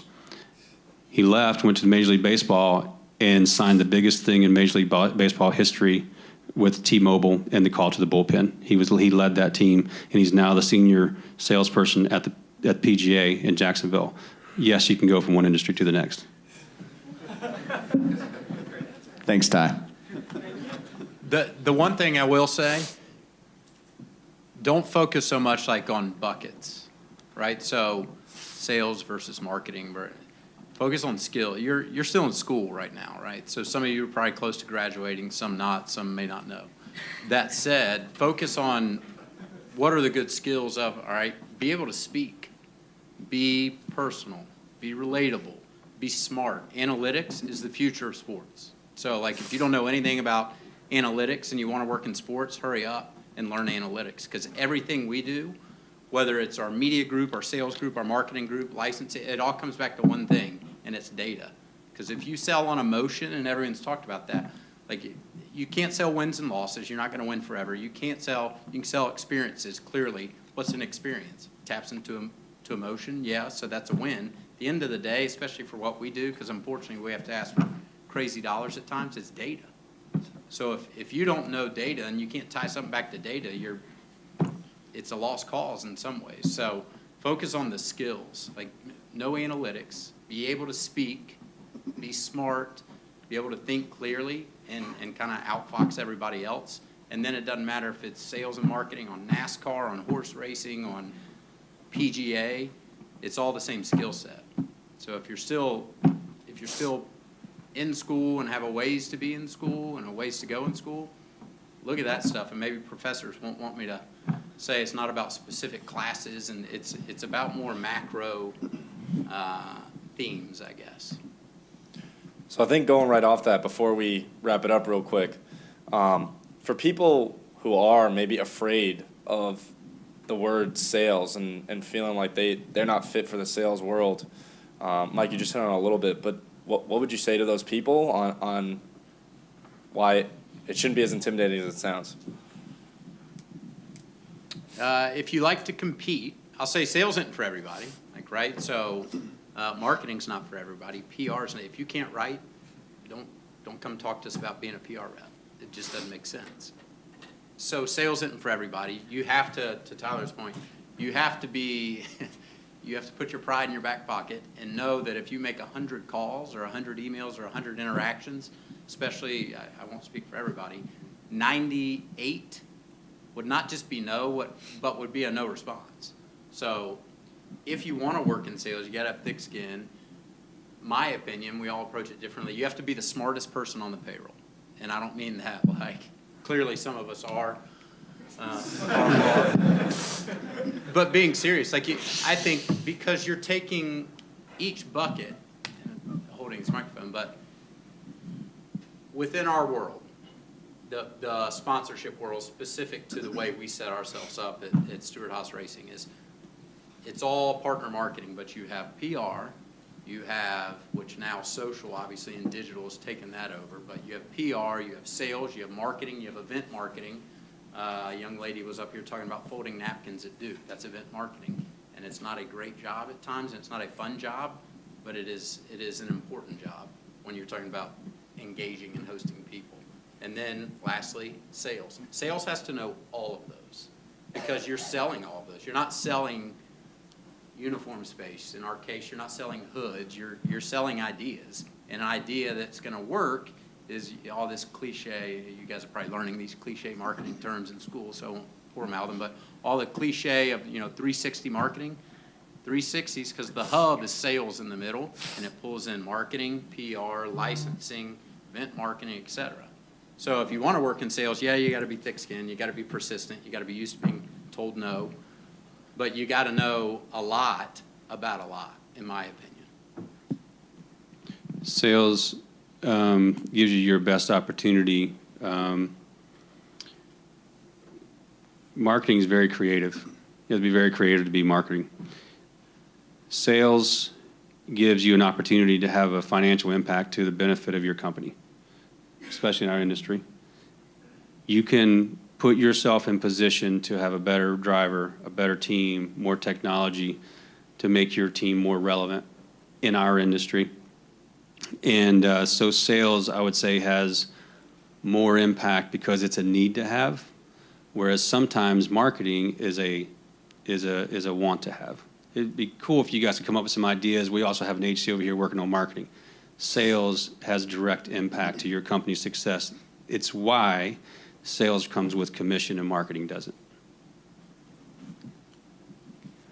I think I'm the only one that can offer this, but if anybody is scared of sales and you want to stop by my office and you have somebody you want to try to sell pitch to, I'll help you put something together. We can make the phone call together. We can go and see them together. And you can see it's really not that hard. I mean, if 0.6 and 1.5 can do it, I think any of you guys could too. I graduated. Together, they're 1.9 for semester. That'd be 2.1. No, that's why I'm like I'm a 0.3. So, from our standpoint, I mean, it's just getting outside your comfort zone. I don't think that when I was in college that I knew I wanted to be into sales. You get exposure to different VPs and different senior level salespeople and say, hey, that's really cool to have a book of business of some really big blue chip companies in New York City to manage as well as bring in new business. And you make a direct impact on field moves as well. And it's the biggest revenue generator when it comes to our side of the business. But you got to dive into it.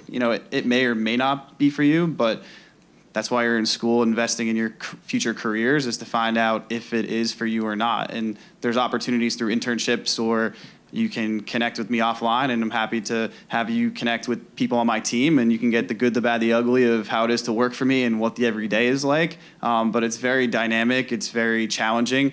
It's a different day each and every day. You're going to have a lot of ups and downs. But like you mentioned, it's very lucrative as well. You get some commission, and you can drive the business and help yourself find out what you want to do later in life. So I started in the inside sales program at the Carolina Hurricanes. Coming out of school, I went to UNC Chapel Hill down the road. Told myself senior year, I will not work in sales. I will not pick up the phone. I will not be that one guy. Every professor said, 8 out of 10 of you guys are going to start in sales somewhere. I said, I'm going to be that too. I'm not doing it. I'm going to prove everybody wrong. And sure enough, applied for 70, 80 jobs senior year. Who do I get a call from? Carolina Hurricanes Inside Sales Program. And that's where I end up. And you're banging out 120 calls a day. You're maybe getting 10 to 20 people to pick up. And of those 10 to 20, echoing here, but 10 to 15 are saying no, and you have maybe 5 good conversations a day. And then you wake up and you do it all again. So if you're not prepared to do that, then you're in the wrong seat right now. You have to be ready to fail and fail hard and fail fast, but you also have to be ready to get up and do it all again and with a smile on your face. I think sales, and hopefully these guys would echo it, but is very transferable no matter where you go, especially sports sales. If you're going to sell anything, you have the coolest product in the world. People, it's not a necessity by any means, but it's the coolest product. And if you can have some passion in your voice on the phone and in person, then that's going to translate into success. And success is green, and it's money in your pocket, and that tends to make people happy. So that's sales. All right, well, let's give all these guys a round of applause real quick. You could just go down the line. First time in a long time I've been called lovely, but I'll take it. I know at least we have 4 lovely guests, but why not? Thank you. I guess I would answer that, I do what I do, which is currently both teaching here at Elon and consulting with some interesting companies in the sports industry. And before that, having, run some businesses in the industry like Sport Vision and Bloomberg Sports. I got into this because it's something that I felt was interesting and challenging and complicated and appealed to me as somebody who liked to try new things. And I loved sports, so that was sort of almost the icing on the cake. But what really always appealed to me was, getting involved in things that allowed you to make a difference by being creative and hardworking and break new ground. And that's really what always kind of got me up in the morning. Hi, everyone. Hi. You guys look so excited to be here. There we go. So my name is Lindsay. I'm with the Carolina Hurricanes. I run the Kids and Community Foundation, which is the charitable arm of the Hurricanes. And so give you a little bit of background. I was with USA Baseball for about 5 years, actually hired Lauren and Ben as an intern, dates me a little bit. And then I went into nonprofit world, worked for the First Tee as the development director for 3 years, and then just switched over to the Hurricanes recently. I do what I do because I want to use our brand to make a difference here in the community and to give back. So hopefully our brand will keep getting better and we'll start winning sometime here soon. My name is Lauren. Oh, hi. Okay. Hi, my name is Lauren. I work for USA Baseball. I'm the director of educational resources. Basically, in a nutshell, we have a lot of different sport development programs that we have implemented over the last 5 years, since you just said how long I've been working there. And so I oversee a lot of the educational resources that we have. Why do I do what I do? I actually thought I wanted to be a teacher. I thought I wanted to be a coach. I was very wrong. I definitely don't want to do either of those. But what I do now is provide education for the mass of coaches. So I actually get to teach the coaches, which I think is the perfect mesh of softball, because I played softball here, and teaching. So that's why I do what I do.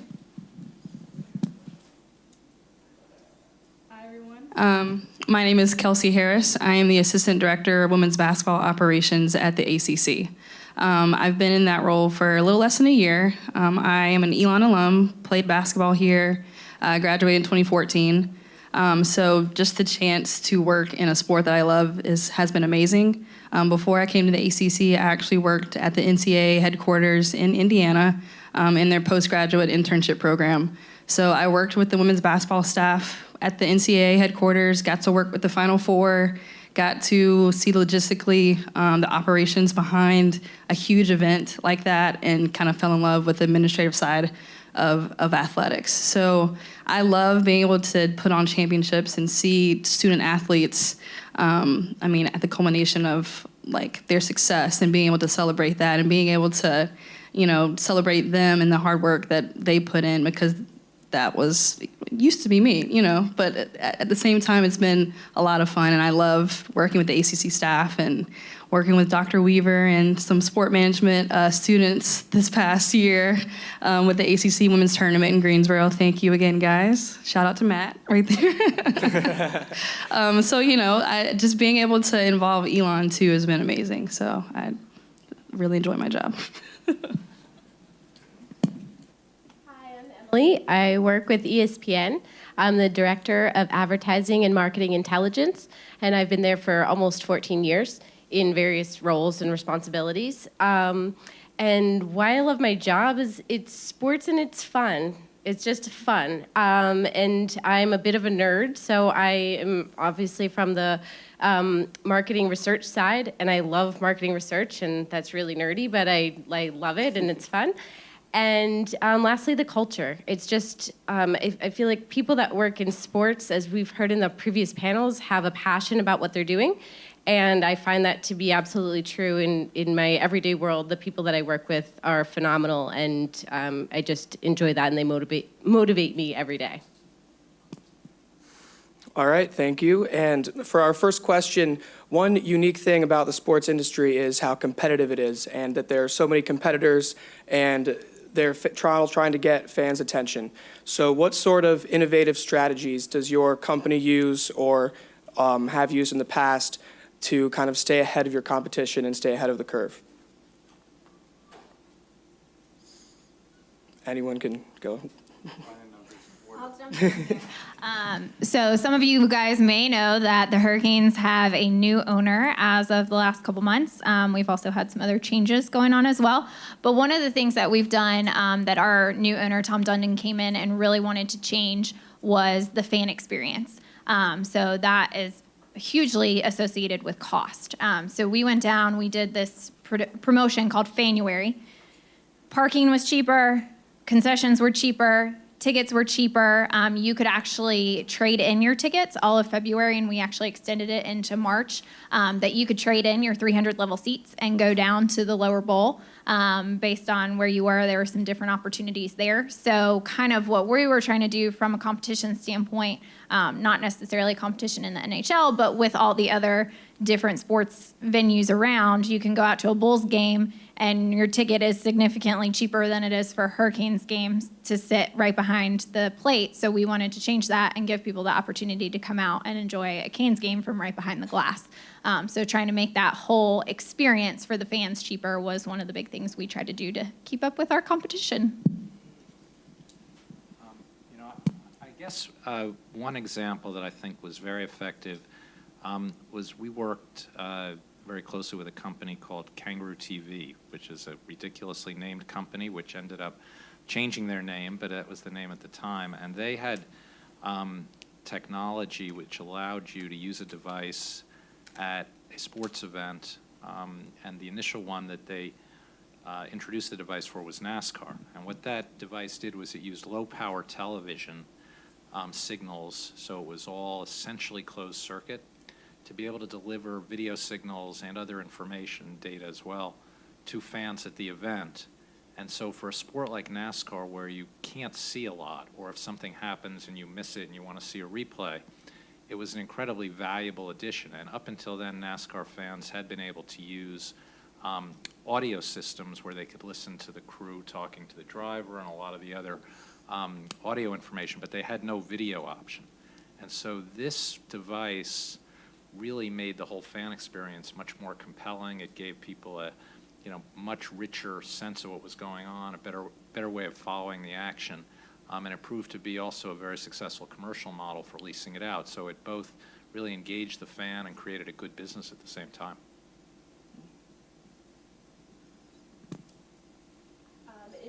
We do a lot with advertising, obviously, and right now one of the popular things among the leagues is how to improve the pace of play. So in the NFL, they want to keep things moving. In baseball, they want to keep things moving. So a lot of the leagues have instituted some of their own rules to try to help speed along the game. But part of the delay is obviously coming from the media side as well. So we have a lot of commercial breaks. We have a lot of advertisers that pay big money to be in part of those commercial breaks. So our challenge is then how can we continue to incorporate all those advertisers while still maintaining a faster pace of play. So we're experimenting with things like a 2-box, which you've probably seen across different broadcasters, but we've actually been doing research on the 2-box for a decade at ESPN. So we started back with NASCAR in 2008 with some of the first work that we've done. And we've done many, many studies all the way up till present day just last week in the NFL draft. So we continue to tinker with it to try to find the optimal way to do things and how to make it better. And you'll see a lot of our competitors use the same strategy or different types of strategy toward the same end goal. But that's just one example where we're always trying to innovate and continue to look at those types of things so we can compete.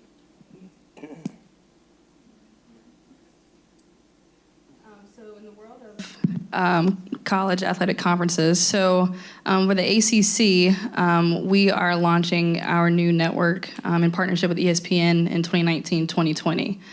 So I guess we're a little bit behind. Pac-12 has their own network, but you have to pay extra for that, for those channels.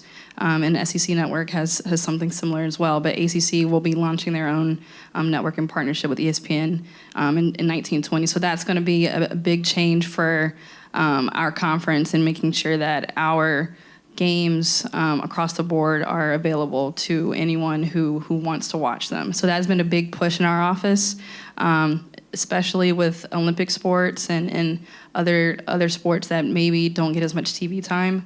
But just with live streaming become a huge thing. Everybody wants access to watch a game now on their phone. So that has been like a big initiative in our office that's coming up very soon. For USA Baseball, we are actually in an interesting position. We are the national governing body for amateur baseball in the U.S. So when you think of Little League, Dixie, Babe Ruth, they're actually under our umbrella. So our competitors are actually under our governance, if that makes any sense. So some of the things that we do is just make sure that we're not scheduling our programming that would conflict with their programming. So for example, Perfect Game has an event in early summer. We just try to make sure we're not stealing players from them and having our event at the same time. We do it the week before. So there's some things where we try to work in conjunction with our competitors versus really compete, because what we do as the national governing body is we provide an Olympic experience for every single player that comes through our system. So regardless of if you are a 12U player who plays on our 12U national team, or if you're actually a professional who plays on our Olympic team, you're going to get an Olympic experience. And that's something that, no offense to anybody else, but it's hard to compete with an Olympic experience when it's done well. So we really strive to make sure that those kids and adults, when they become professionals and everything, really have the greatest experiences they can, and we work with our competitors. So it's a little bit of a kind of around the question, but that's kind of how we work with our competitors. So I think another thing when you think of innovation, you think about bold ideas and risk-taking. And what do you, as your organizations, do to kind of foster that creative, risk-taking sort of innovative environment internally?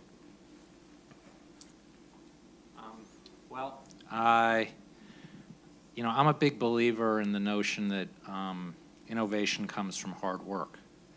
It definitely doesn't come from being struck by lightning as you walk down the street with some unbelievable brainstorm that is going to change the world. Sometimes it comes in the shower. I think that is a good place to think. But I wouldn't necessarily recommend that as a workplace approach.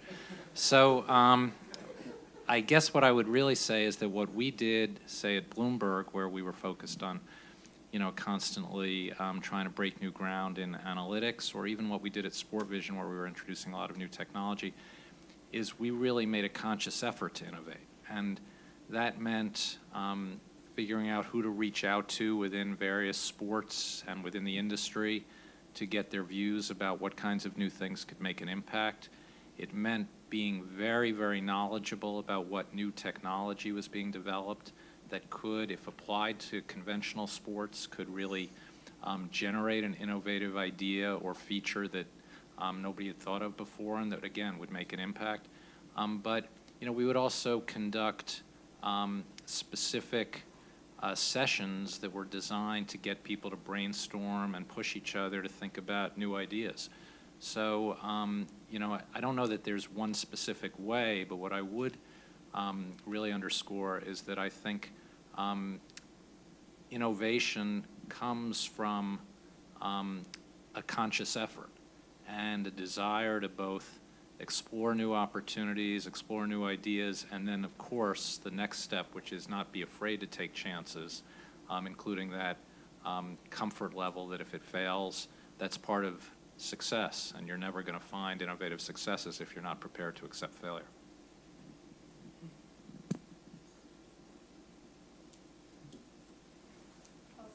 Has anyone ever heard of ESPN The Phone? Really big fail.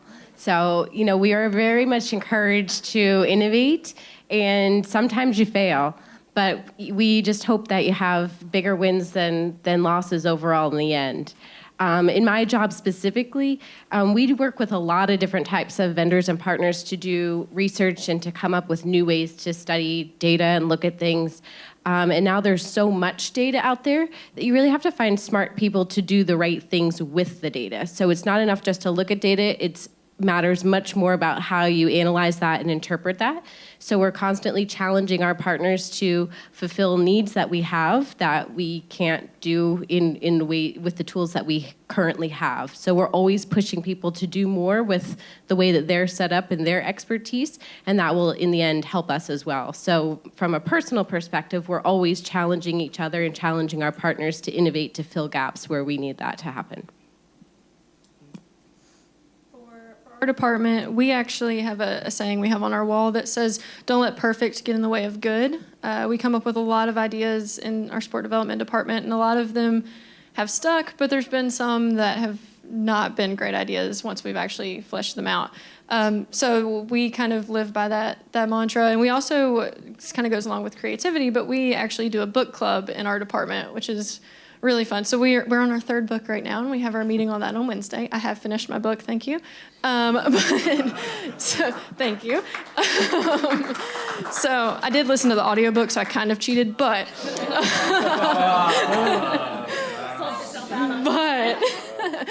but it's actually a fantastic book. I highly recommend it. It's by Patagonia's founder, Yvon Chouinard, is how you say his name. Very good. But so we do things like that spark creativity. We will come together on Wednesday and talk about, we have a sheet that we go through and answer questions just like what you would for any other book club. But we go through and we talk about things that we can implement in our department, things that we liked, things we didn't like, what we agreed with, what we didn't. And it's a very open conversation, and it really forces us to look at the way that we do things and really makes us become more efficient and find new ways of doing things. And so that fosters creativity in our department.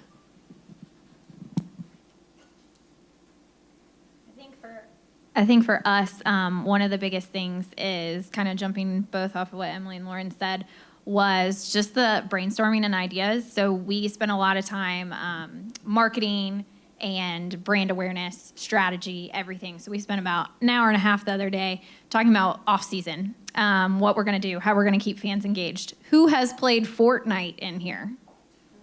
There we go. Who has watched the Hurricanes video on the Finns, Sebastian Aho and Teuvo Teravainen playing Fortnite? All right, I got a couple. So kind of some of those things, really the creativity, figuring out what the trends are at this time. Fortnite is apparently pretty cool. I'm gonna say, haven't played it, but what are some of those things that we can get, that fan engagement, that creativity? Seems like something, just hearing it off the bat, do you really want to watch these two hockey players play this video game? I mean, maybe not. But kind of some of those creative ideas, we were talking about has anybody done the Jelly Bean Challenge, where they have all those different flavors? Bamboozled, is that what it's called? Yes, okay, thank you. So talking about some of those things, just some of these kind of crazy off-the-wall ideas that may make you click on that next YouTube video, which I all know you guys have done during your study breaks. So kind of I threw study breaks in there for a reason. But again, no idea is a bad idea, especially with, again, our new owner. It's something that we're always looking to kind of be ahead of the curve and be creative and get that brand and fan awareness out there as much as we can. For us, since we, for the women's basketball department, just really focus on one championship per year, a lot of our ideas and innovation, we look at our institutions and kind of see what they're doing on campus, because they're out there running every regular season game and coming up with new ideas, 2-3 times a week. And so just being able to kind of bring them all together, we have spring meetings, winter meetings, fall meetings, that kind of bring all of our constituents together, ADs, sport marketing, game ops.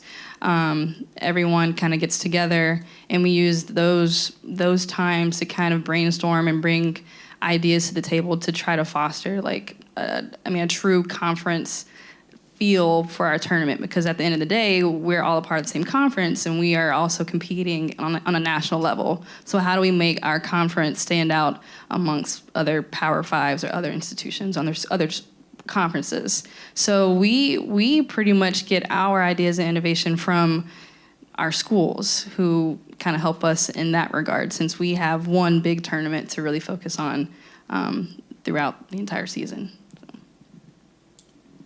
I would add one thing, because I've been in the sports industry probably about as long as the four people to my right combined. And the one thing I would say, which is sort of a heads up to all of you, is that the sports industry is actually a very entrenched and conservative industry generally, certainly compared to a lot of others that I've seen. I think it's getting more open to creativity and innovation. I think some organizations like ESPN, certainly in my experience, have been more innovative than others. But, I would say that, you will find that there are in a lot of organizations, not that much sort of inclination toward risk-taking, which means that, you have an opportunity potentially to help make a difference and have an impact. But you also need to understand that you may be in different cultures where it is more slow-moving and more conservative. So the one good thing, I think, is that the industry as a whole is shifting, and it's becoming more culturally kind of innovative, but it's starting from a place that was very conservative for many years with a few notable exceptions. And I think that's something just to be aware of generally as the kind of tide of the industry overall. So I've got a couple more questions, but do you all have any? Yeah, right here. Yeah, I'm Alec Mandel, sophomore media analytics major. I have a question for Emily. ESPN recently launched ESPN Plus. So I'm interested, what are the long and short-term goals for that subscription service? And since ESPN is under the Disney umbrella, will it be connected with Disney streaming service once that's launched? Great questions. And prior to answering your question, I'll say, I know we had a couple questions in the earlier panels about, how to, be good and kind of leading the way in your roles, and asking the good questions is one of the things that I would say is something that makes you stand out. So applaud you for your question. Yes, so the ESPN Plus app service just launched. The short-term goals are to extend the opportunity for more fans to have sports that they wouldn't have. So you're not going to find anything on that app that you could find on TV, because the deals are completely separate. It's going to be different content. So we're looking to serve niche fans, so those that might have, say, like an Australian rugby infatuation or something like that. So something where we wouldn't necessarily be having that on air. We want to be serving more Olympic sports that we don't necessarily have the hours to be able to get on network. So that's another area of opportunity. And then also some of our backlog stuff, like 30 for 30s, all of them will be available there. So things like that in the short term is sort of the way that we're going. In the long term, you're right. There's bigger implications where we don't know exactly where the media landscape is going, and this is an attempt to get prepared and get technologically set for whatever might happen. So it's a lot of back-end organization structures, it's technology structures to be in place. So if we go to a point where direct-to-consumer is more predominant in more of the way of the world, we'll be set up for that. Currently, we have far too many affiliate deals that would prohibit anything like that in the short term, but in the long term and under a total Disney overarching strategy, that is a possibility that we just wanted to be set up for, particularly on the back end. Anybody else? Any other questions from the audience? Yes, sir. Question for Lindsay. Just what are some struggles? Obviously, Raleigh and the Carolinas are a historic hockey town. Some struggles with some things you might face with youth attendance or youth participation.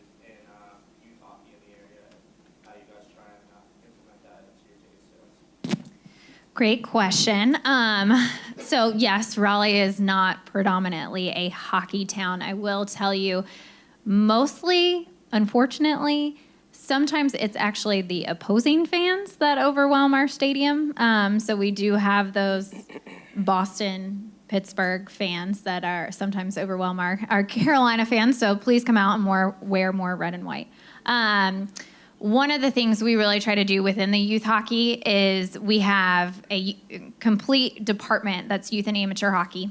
One of the things we're going through right now is we're branding all of our local ice rinks. So the Polar Ice House, the Wake Forest location, the one in Cary, the one in Garner. I'm not going to get all the names right. We're rebranding those all with complete Hurricanes branding. So we've got Jordan Stahl out there as like a big face of the Hurricanes. Everything's going red and white and black.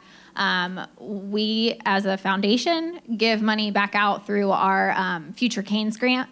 So we give money out to about 8 organizations throughout the state of North Carolina that are all youth hockey based. That's to cover both ice rental time, equipment, scholarships, everything that goes along with that. Hockey is an expensive sport. Think about just ice time, equipment, everything that goes along with it. So we're working on that end to do it. We also have an in-house league. So our Junior Hurricanes, part of the Raleigh Youth Hockey Organization.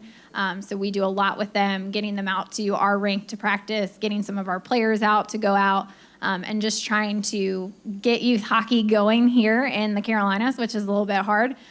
We have a kids club. We have a first goal program. We have summer camps, you name it. We try to do it and try to get as many kids into the hockey arena as possible. I think we do have time for one more if anybody has one last question. All right, well, if nobody does, then I do. Oh, Dr. Weaver, yes.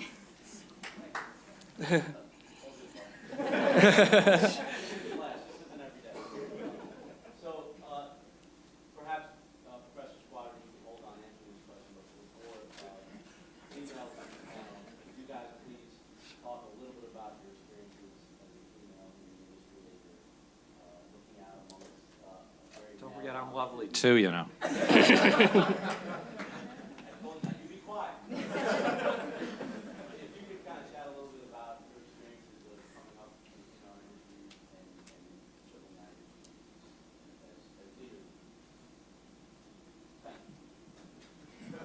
It's not easy. I'm not going to lie to you.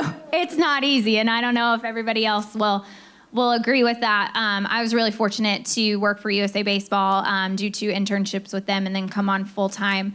But going forward into professional sports was not easy. I actually got told no once because I was a girl and I was not allowed to go out and, I know, that was a head turn right there.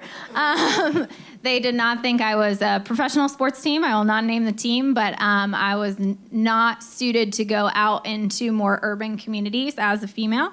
And they just weren't willing to take that risk. So it's not easy. You got to work your butt off. But I think if you do and you prove your worth and your value, then the opportunities will come. It's not always the exact path. Mine was not the exact path that I thought I was going to take, but I'm in a place where I'm really happy and I'm really fortunate to be, and I worked hard to get there. So it's not easy, but you can do it.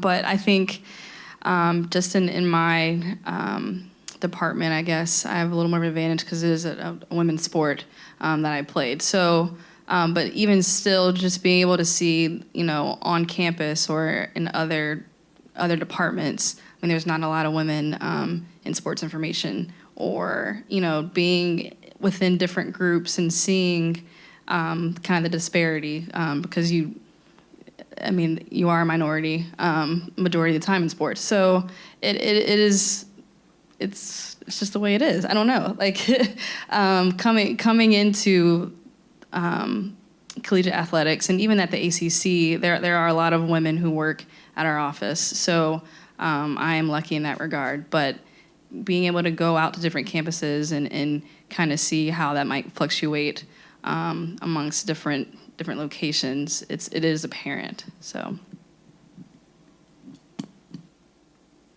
Overall, I have had a really positive experience. I've had a lot of really strong mentors, which has been fantastic.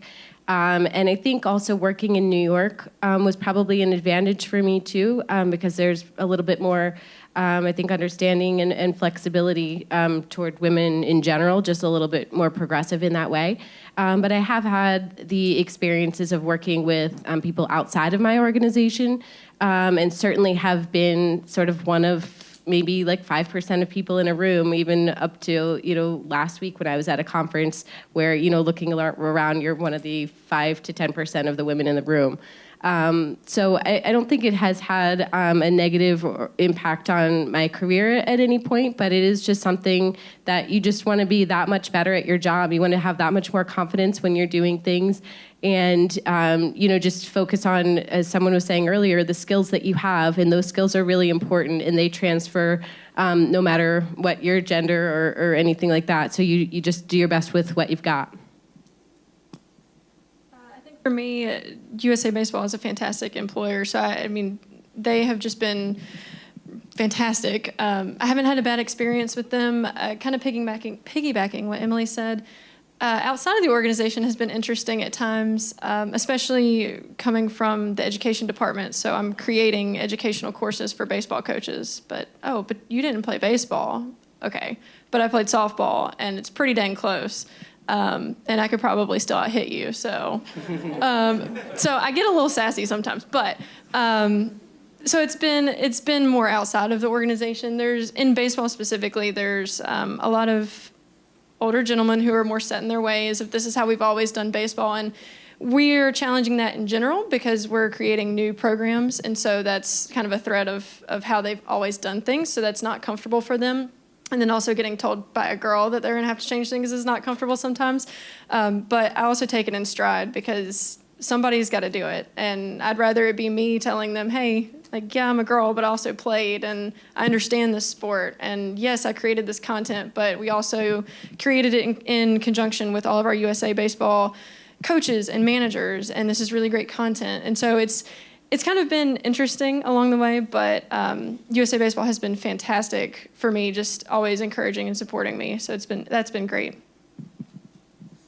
Okay, so before we wrap up here, just in a few words, what do you think the next big sport innovation will be? Well, I don't think it'll be drone racing, although I could be wrong.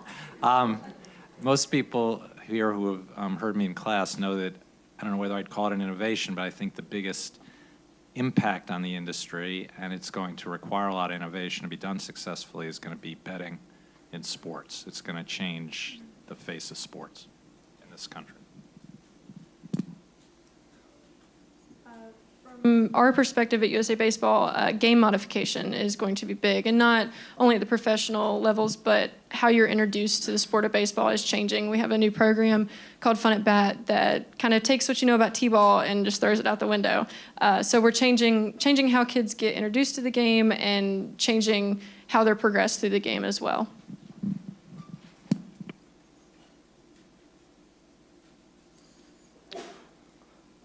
I would say just in general, not necessarily hockey, but both vertical and horizontal, just like branding. So you'll see even with, I'm going to pick on Ben here in the back if he's paying attention.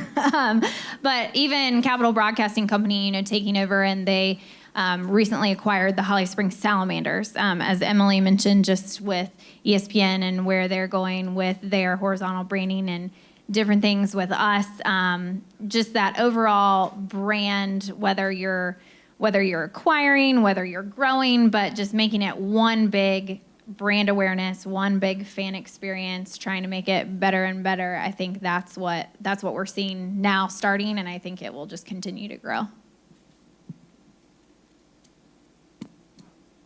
Kind of piggyback off of Lauren and just kind of talk about game modification and even like esports or new sports that might be coming up that might fall eventually into the collegiate athletic world, because that's something that we would then have to kind of put under our umbrella.